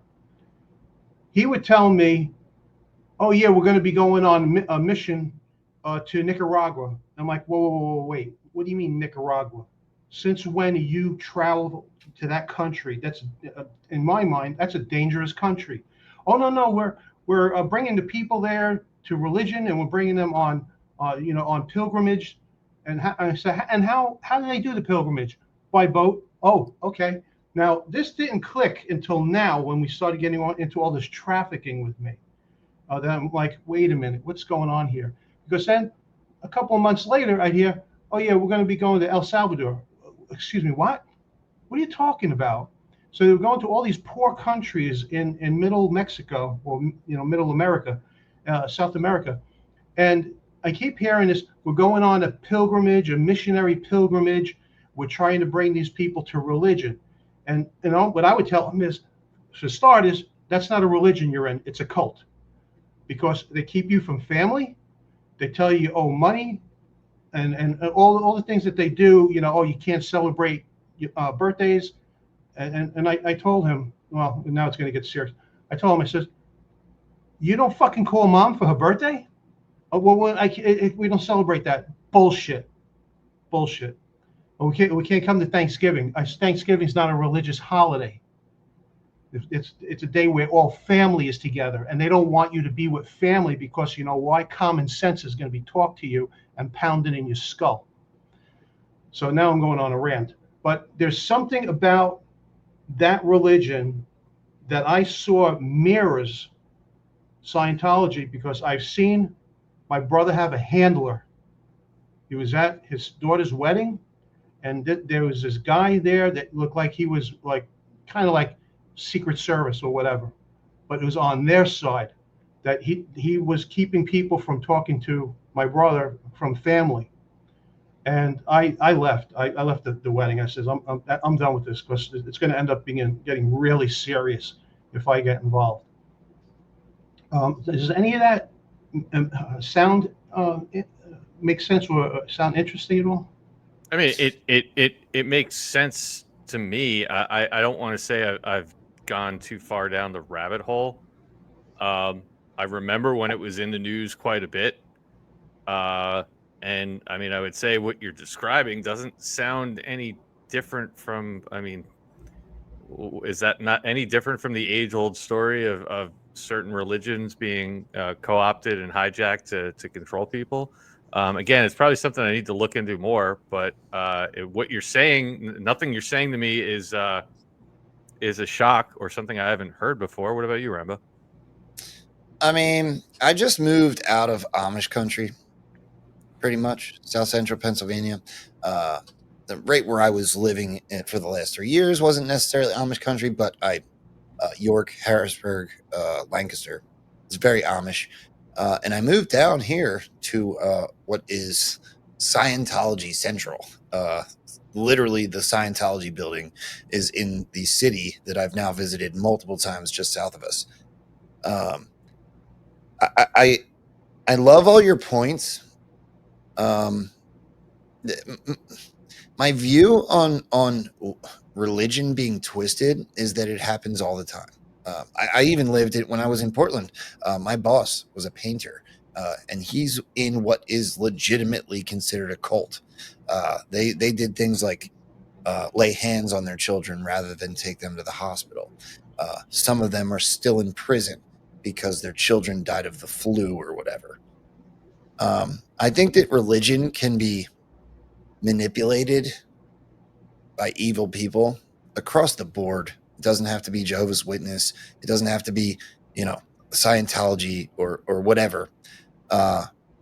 Just because someone says they're religious or lives by what they're trying to preach as faith doesn't necessarily mean they're good people. Unfortunately, good can be twisted into evil. But does that mean I'm not going to have faith or not want to be a part of attempting to live with religious or faithful people? No, absolutely not. I don't think any. Look, Scientology's creepy, bro. Jehovah's Witnesses are like annoying, showing up and knocking on my door or whatever. But I don't know the answer to your like original questions. I just know that I don't have something completely against faithful people just because some are bad. Does Yeah, that make sense? no, but I think as far as your question of like, is what you're saying sound familiar based on like that particular religion? Yeah, I've definitely heard stories like that before. Yeah, exactly. Absolutely. Appreciate the call, my friend. Thank you. Thank you, gentlemen. Take care. You ever see the Yeah, Amish Mafia? I have to agree with you, dude. What you said, it's creepy. It is. It's to me personally, what he's saying. Like every time it's come up and I've seen something about it, there's a creepy side to it. There is a cult like side to it. Dude, the Amish. Do you know the largest drug bust ever in Pennsylvania was the Amish? You know, it's a weird thing. The Amish don't creep me out though. No, because they shouldn't. You know, They shouldn't. I yeah. mean, unless you watched Amish Mafia or whatever that show is. You know how much? just You know how much terrible. COVID? You know how many vaccine injuries there are in the Amish? 0. You know how many COVID sicknesses there were? 0. The autism rate 0. Anyway, all right. Let's go to our friend Major Coward. Major Coward, welcome. Hello, how are we? Doing well, sir. How are you? I love this dude. Yeah, doing good, doing good. Just 2 quick things. I can see you've got other people waiting, but we are seeing military activity over here. I live very rurally, and a town not 20 minutes from me have had the military roll through, and we know it's happening also in Victoria and other places. But another good little tidbit for Australians who maybe haven't watched the news lately, our illustrious Prime Minister, well, the mask-wearing one because the other one's dead, decided to make a visit to a little township and was met by very angry farmers and was chased out by their tractors. So, wow. Yeah, people are beginning to stand up. We appreciate this. That is awesome. They won't be able to walk down the street. I like that. Yeah. Now, Great on to hey. I Sorry? was saying those are great updates. Thank you. Keep going. Yeah. Yeah. Okay. Now, just the other thing. Have you heard of the Far Sight Institute? The Far Side Institute. Hmm. I have Yeah, I not. don't know why that sounds familiar, but I don't know why. Okay. They deal with looking into past, future, distance, like we're talking interplanetary. And it's something that I've been doing for a long time, and I got very interested in them because a lot of the people that they were talking to, because you can talk to people when you remote view, and they were talking to a lot of very angry people, and I couldn't figure out why. So it's possible to join the Far Sight Institute, and I paid them $100 just to be able to see more of their videos. And I just couldn't understand why they were always so angry. And a friend of mine, looked into them and said, they were started by the CIA, and the guy running it, Mr. Brown, is a CIA agent. And I went, oh my God. So there's $100 wasted. Yeah. But the whole the whole principle is that they are able, the military has been doing this for decades, be able to see into the past, into the future, and this is how the Q system works. This is why they're able to see things that you can't and prepare for them in ways that seem impossible. So anyway, there's my 2 points. Have fun with that. And thank you again for your work, gentlemen. I appreciate it, my friend. Good hearing from you. We'll talk to you soon. Okay, bye. I don't lean into all that stuff, but I believe in it. Like I've seen look, dude, the CIA had a remote viewing program. They did. That's not a conspiracy theory. Well, so ask yourself why, right? If it's not real, why do they have a remote viewing program? I'm surprised by exactly 0 from the CIA at this point. Yeah. They don't the CIA and the military don't spend millions of dollars over years, and it wasn't a short period of time on programs like that if it's not real. Bro, DARPA, Ghidra, Facebook, the Chans, everything that dude, I just posted about the heart attack gun. this week. Yeah. I don't know if you Yeah. saw that. Yep. I mean, literally a gun that shoots a needle into your neck and the needle dissolves. There's no, I mean, it's like murdering somebody with a block of ice. There's not even a murder weapon. There's another show idea we should do, because the heart attack gun was declassified in the Church Commission hearings. It was the same thing when they talked about Operation Mockingbird. I'd love to find long form film of that and go through like the whole thing. Oh, I have because it all. they went through Operation Mockingbird. I know you guys showed that the other night when you were on with Abs and Stormy. They went through the heart attack gun. Like they went through a lot of stuff in those hearings. Oh, we just lost me, Coward. I was looking forward to talking. All right. So, all right, let's keep going because we got to get over to the huddle. We're coming up on 10 o'clock here, but I want to try to get to a few more people. Let's go to Deanne. Is it Deann? Yes. Deanne? Hi, Can how you are hear you? me? Hey, Yes. Dave, I called into you when you first broke away and started, I don't even know, what, a year and a half ago? Something Maybe. like that. Yeah. So I have an interesting story.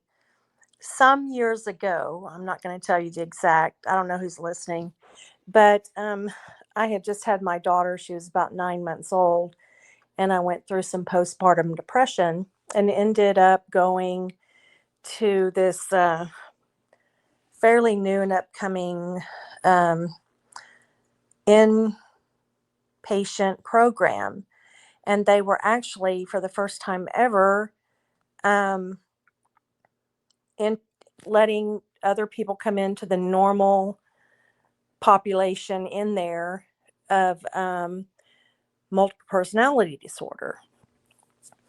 And there were two particular ladies, and one, I couldn't for the life of me remember the names. I mean, this has been years ago.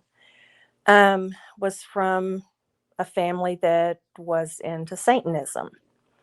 And she talked about stories about how they put her in a cage when she was like 3 years old with an alligator, and just to toughen her up. And another one that was in a very high up, I guess her father was military and had, suicided her mother with her on the other end of the spear, basically. These women were really messed up. And all this, as you can very well understand from coming from me, I was just there for depression, right? I was like, whoa, this is heavy and way too much for me. And I kind of blocked it all out. And the reason I'm talking about this is because there's been so many things coming around lately. But when all this Q stuff started coming out, and they were talking about MK Ultra and how it all ties in, and the abuse, and how it's all in the government, it was like, it just was a complete wake up for me. It was like verification that everything that I'm hearing now is true. And I just think it's so crazy how God works, And there's been so many times throughout this that I've thought, oh my God, I'm going crazy. This is too much. My brain melts every day when I listen to you guys, just like what? And it's just crazy. It's like God's telling me that this is real. This is all true. And it's just my foundation. And I just thought it kind of tied into what we were talking about tonight. And I was scrambling to try to get on at the last minute and thought I might bring it up. I think you're spot on. I was singing Mark's praises, even though he's Rambo. Go ahead, say it. I just went over to his chat and said Mark's gay. Yeah. No, we love Mark. He did a great interview with Professor David Clements the other night, who we're going to try to get on for a D-class show coming up soon. I love his work, and Professor Clements was saying that the people that are involved in this movement, for whatever the reason is, like, we're given a vision to see before the rest of the general population. I don't know if we're ever going to scientifically, I don't know if there's a scientific explanation. Autism, sure, to some extent, with the decoders and such, but like, there's something. And I love hearing stories like yours, Deanne, because like, think about the couple of callers back, the gentleman to Jack's level talking about his son. I Mhm. remember personally when I started podcasting 2 years ago, and I would do shows with some people like Captain Kyle and stuff who've been awake for a long time. And Captain Kyle would be like, listen, at some point, people are going to start coming around. And a lot of people would say that. All right, yeah, sure. Mhm. And Joe, how many times since you've been down here have we been somewhere and talked about? I mean, I've lost count of the different experiences I've had with people uh, where it has validated, and you have to stop and embrace that when it Yeah. happens. You know, like Yeah. when I told the story when I went with our 17 switch crew, we went to Idaho for their 4th of July, and I had 18 people, 16 people at the bar.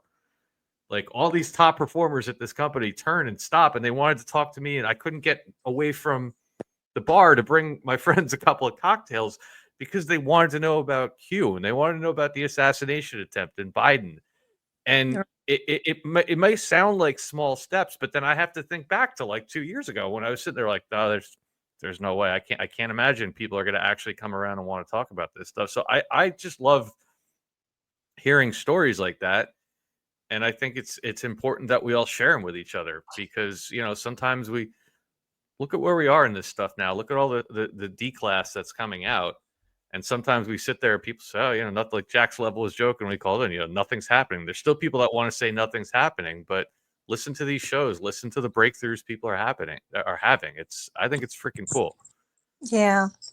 I have one more. So my son, my youngest, who's now 26, was born premature and really premature, like 30 weeks. And he was at Baylor Hospital and they wanted to give him all these vaccines. And this was back in 1998 is when he was born. And I said, no, I don't want him to have these vaccines, you know, that not all of it at once. I'm a nurse. I had no idea back then, but I said, I think he's just too little to get them all. And basically they threatened to take him away from me and said, if you don't give him his vaccines, that, you know, we can call CPS and have him taken away. And then, I'm sorry, like I'm about to cry. It was just so traumatic. I've been through so much crap from this whole system. And so I went ahead and did it. And he ended up having Tourette's and OCD and everything else. And it's just been a nightmare. And now he's going through a lot of turmoil about demons, and he doesn't believe in God. And we're going through that battle, you know. And I just feel like the battle is like here now for everybody. And that everything that's happened in my life has brought me to this point. And that's the point I want to make. Like the battle's here and now. It's not some fake thing that's just entertaining everybody. It's really here. And it's a real battle. And Yeah. I feel like it's right here in my home, you know. And I sat up and talked to him, and I tried to lead him to God. And I said, listen, you know, you need to make a 180 and you don't understand. And of course he's not listening, you know, but it just anchors me in this. Everything that has happened to me is anchored. I have more stories, just crazy how everything led up to now. I have a friend that's a teacher that knows all about what you guys were talking about. And I don't want to mention any names, but she is actually going to tutor for somebody that we were talking about tonight that's very well known and in the news that might be good, and was a madam for him and tutor her child in a prominent town here in Texas. So in that, and I'm a little scared to even say it. So it's Yeah, like, don't say anything that might get you into no, any trouble. but I'm Yeah, saying like, it's just crazy to me, you know? it is, and It's, it's. Go ahead, Joe. Sorry, I didn't mean to. I did it twice. I apologize. I just wanted to say, okay, so I'm the stretchy guy and I'm the hope guy, right? It's kind of what I believe in, and so I'm listening to you, and you know, you almost teared me up. But And I know personally how alone you can feel in moments like that. And so I like to bring up the fact that you're not alone. Amen. More and more people are waking up and having these moments, right? These, some people it was 9/11, some people it was the vaccine, some people it was Joe Biden, right? But everybody kind of that's joining us on this side of being awake is having one of those moments. It was brilliant to hear yours. And I want you to know that in those moments, people like us pray for people like you and vice versa, right? We all do it for each other. And so I just want you to know that you're not alone in those moments. Look, my son got vaccinated behind my back.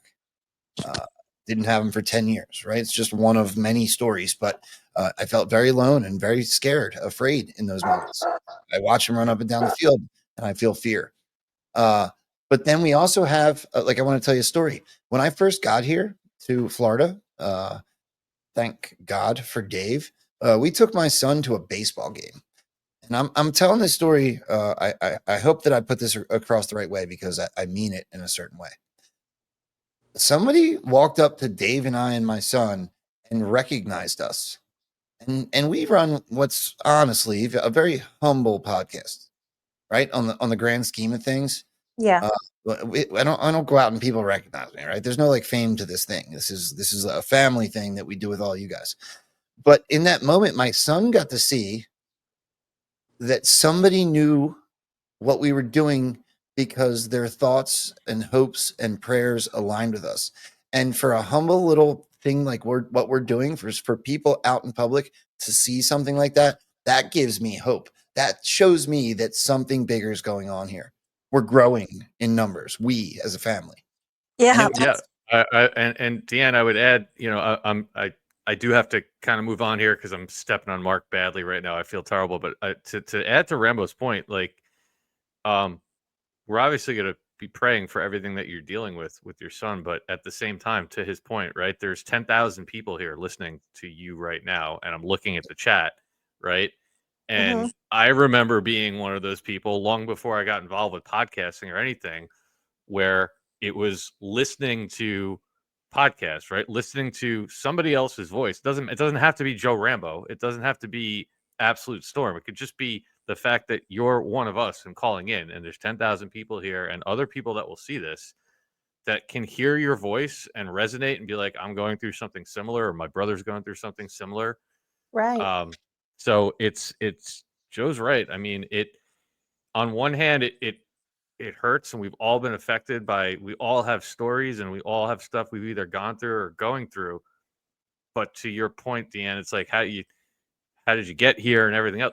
It's unfortunately or fortunately some of these challenges that we all had to go through. That's why all of us have a story, because it's like everyone's gone through something, and that's what opened our eyes and got us to get up off the bench and do something about it. I just want So to be I motivated. want to echo what Joe said. You're not alone, and by Yeah. making a call like this and being involved, you're making a difference. Thank you. Well, I appreciate you guys so much. I listen to you both every week, every chance I get, and I just had to call in and tell my story and hope that resonates with somebody, and pay attention to things that have happened to you in your life, because it all means something. It all led you Amen. to where you are right now, So Amen. thank you guys. Thank you, Dan. All right.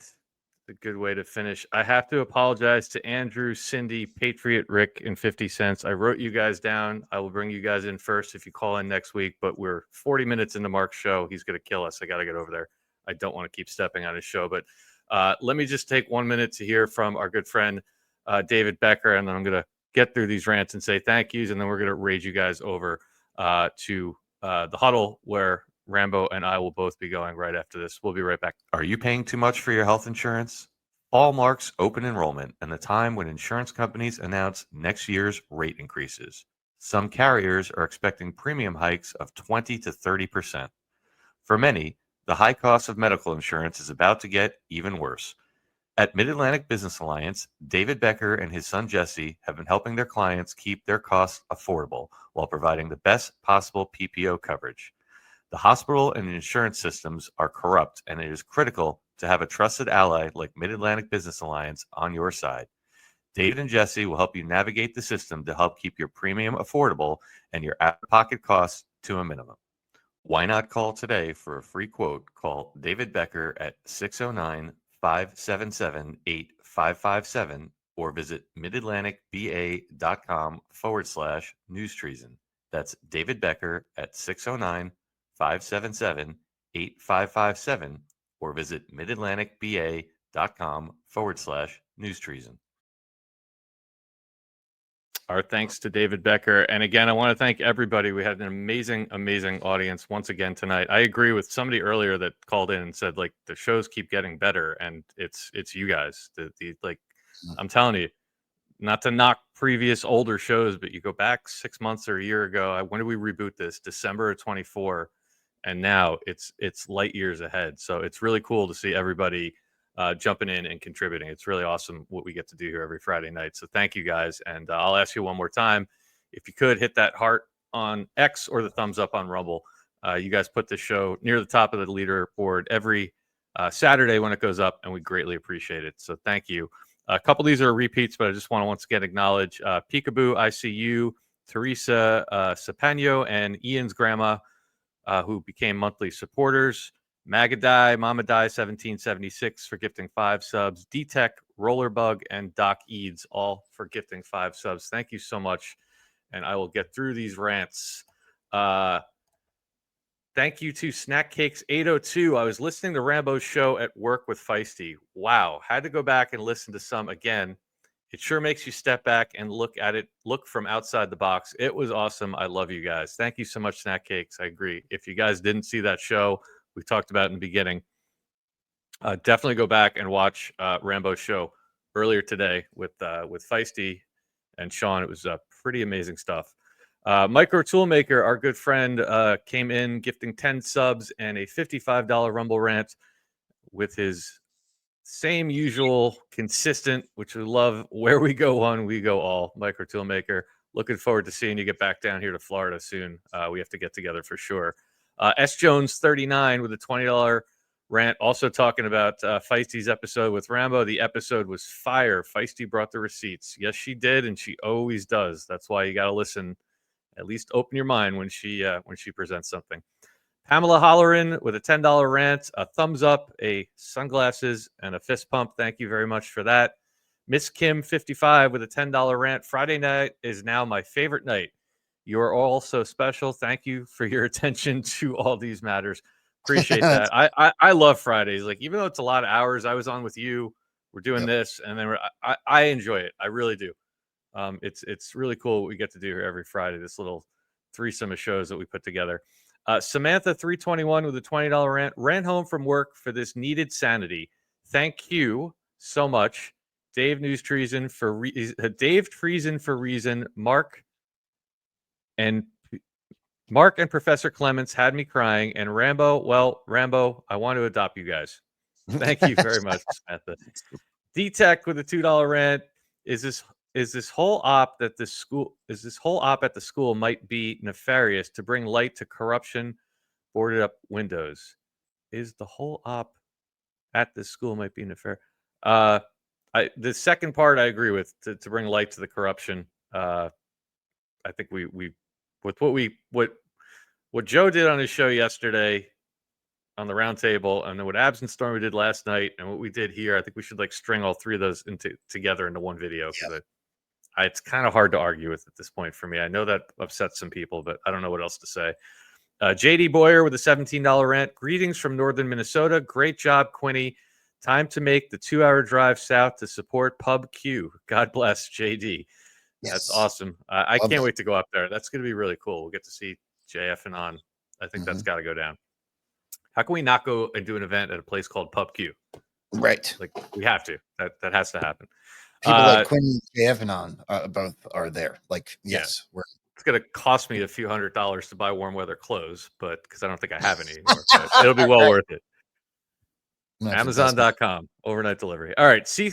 Campbell 78 with a $5 rent. I am moving my daughter to Minneapolis this weekend, so I think I'll check out Quinny's place. There's 2 more customers for you. Thank you for that. Snackaroos with a $2 rent. People cannot believe in the evil, but there's human trafficking, child sex trafficking, ritual abuse, organ harvesting.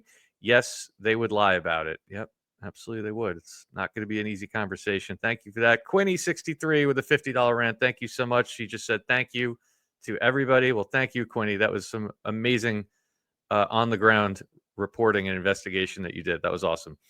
S Jones 39 with a $5 rant. And you guys just keep making more great connections with the head exploding emoji. Yep. Thank you for that. Our heads are exploding with yours. So, R. Lee Leah, look, $5 rant. Look at the black T-shirt on the guy under the 17 on the door. What does it say? I'd have to go back and look at that. I'm gonna make a note about that. Rambo, we'll look at that tomorrow. There was, Yeah. I did notice his T-shirt. I didn't get a chance to look at it again, but we'll dive into that on D class tomorrow. Thank you very much for that. Mandolin 22 with a $17 rant. After this week, I now believe the Earth is flat and the Trump shooting was fake, even though I swore before there is no way the wife's scream could be fake. I am officially fully red pilled. That might be the comment of the night right there. There's the rant of the night. Thank you very much for that. Janice with a $1 rant. Love you guys. Sorry I could not resist. How much more of this can we take before our brains implode like building number 7? Janice at the picture frame shop. Yes, let me quickly put that on the screen. Janice, we are going to highlight you tomorrow. I promise. But Joe, if you could pull that up very quickly. I'm going to go through the... Yep. The website is mypictureframeshop.com. There is one right there that she made for Patrick Cunnels. Yes, my head is bald and round, but do you know the earth is flat? And the other one, which I also have one, Bromance, the complicated love and affection shared by two straight males. Janice does great work. And she sent me a care package that I promise I will be opening tomorrow on D class. I've been trying to keep all my stuff organized because I'm moving apartments to a different apartment in this complex on Monday. So I've been trying to keep everything organized, but I am going to go through that tomorrow. Thank you, Janice, for that. Janice Penman with a $20 rant. Love you guys. And more head exploding emojis. Mac Mimi 66, $17 rant. The white hats must be watching this show, munching on popcorn and laughing their asses off. We are their entertainment. Probably some truth to that. Yeah, I'll bet that's right. Yeah. Like you have to think at some point, I don't want to make myself more important than I am, right? But there's a lot of us outside of even our circle that see this stuff. And at a certain point, these guys, when they put something out, they have to be like, hey, Jimmy, watch how they're going to react to this. Look at this. Like that's just human nature. Dave, when that helicopter flew past my house, made a Q and flew back, I in my head imagined I'm either insane and this has nothing to do with me, or they flew back and sat at the base with their buddies and went, look, it's on the show. Yep. 50 cents with a $5 rant. Just saying, feisty blew my mind today. Yep, you are not the only one. And if that is the same 50 cents I couldn't get to on the calls today, thank you very much for that. And like I said, I wrote you down for next week. Pamela Holleran, again, with a $10 rant. This is so awesome. But like Drew says, it's driving me crazy because you can't talk to anyone about it. That's going to change. But I'm telling you, the fact that it's getting so overt, I just sit and just smile because it's coming. The more overt it gets, the closer you are to being able to talk to people about this. Q Mom with a $17 rant. And you have that. You do. We're building a community, right? I realize it's not like, your coworker or whatever, but this chat is on fire. And every one of these shows, it's literally becoming a family. We have tons of people to talk to about this. And I love that part. Yep. And you heard Jack's level, his son saying, Dad, you were right. And now he's bringing himself. That stuff is happening. And yes, it might not be happening to you yet, but listen to these other people. They're full examples that it's happening. And Joe and I both have many, many examples over the last year. And I don't mean going to events. I mean just being out and talking. 2 nights ago, it happened. Just being out and talking to people. There's more people that know things by a long shot than a few years back. B Rubble 20 with a $17 rant. Our military guys have been experimented on for decades. Yes, very important point. Yes, they have. That is a deep rabbit hole. Vaccines, psychological stuff, MK, all sorts of stuff.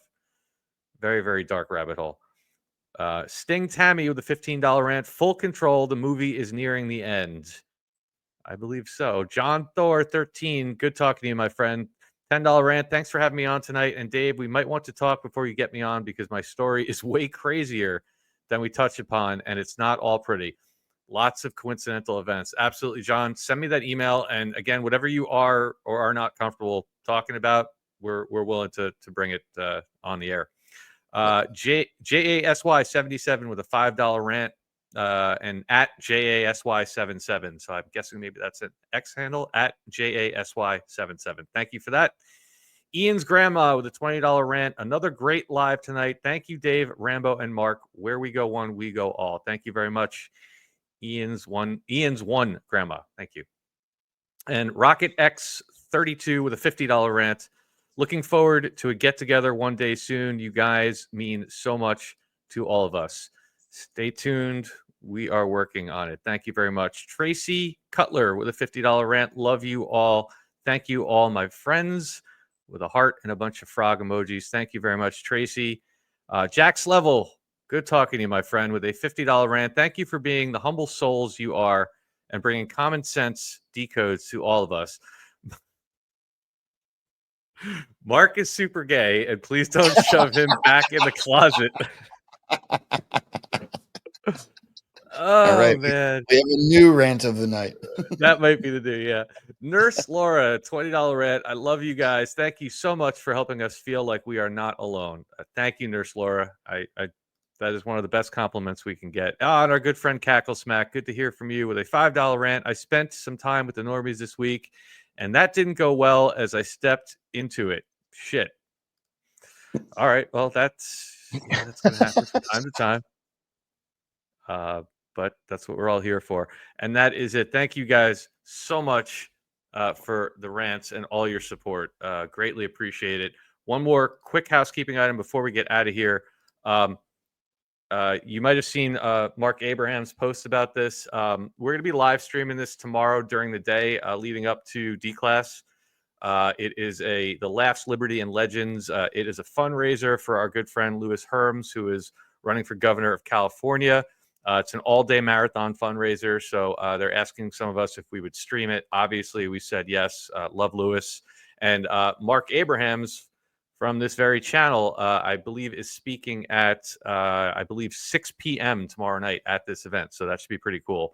So if you guys are around tomorrow, pop in, throw a thumbs up, put a comment for Louis. And then obviously tomorrow night we'll have D-Class as well. And that is going to do it. Rambo, anything else? Any final thoughts before we get out of here and get over to the huddle? Yeah, I can do this in 20 seconds, but I want to do this real quick if you don't mind. I want to say thank you. There's no channel, there's no other group of friends where you guys, the collective audiences and friends that hang out with us and do this, there's no group that's hitting the top 10 every single day. Absolute Storm number 6, Rambo and Friends number 7. I'm hoping to encourage you guys to hit that thumbs up here for Dave and do the same over there for Mark. There's no 5 shows that are hanging out and doing things like this where their audience is so engaged that they're putting us all on the leaderboard every single week, every single day. So I want to say thank you to all you guys. And otherwise, I will see you all over at the huddle and tomorrow for D-Class. Much love. Amen, brother. Thanks for doing this. Thank you guys all. I hope I didn't even realize it's Labor Day weekend. We're going to have a good show tomorrow. And then I think after that, everyone should make some time to chill out, enjoy the long weekend, get ready for what I think is going to be a very, very interesting fall season. That's just my gut. Our next Tuesday D-Class is my dumb birthday, bro. I'm going to do what you did. Hide? Yeah. that was a shitty way to hide, let me tell you. Anyhow, all right, that's it. I want to say thanks to Carrie, Kat, Claudia, and Doug, all of our admins and mods for their help. And again, thank you all so much for tuning in. Stay tuned if you're here on Rumble for a raid over to the huddle, where Joe and I will be heading next. And again, tomorrow night, 8 p.m. live, Saturday night D-Class. We got a whole lot to get to tomorrow that we didn't today on these shows. So looking forward to doing that. And that's it, guys. Thank you so much for tuning in. Stay tuned for the huddle. Love you guys, and we'll catch you next time. Take care, everybody. Much love. songs for my old one-eyed father. Came back from the service with one eye, never complained about it my whole life.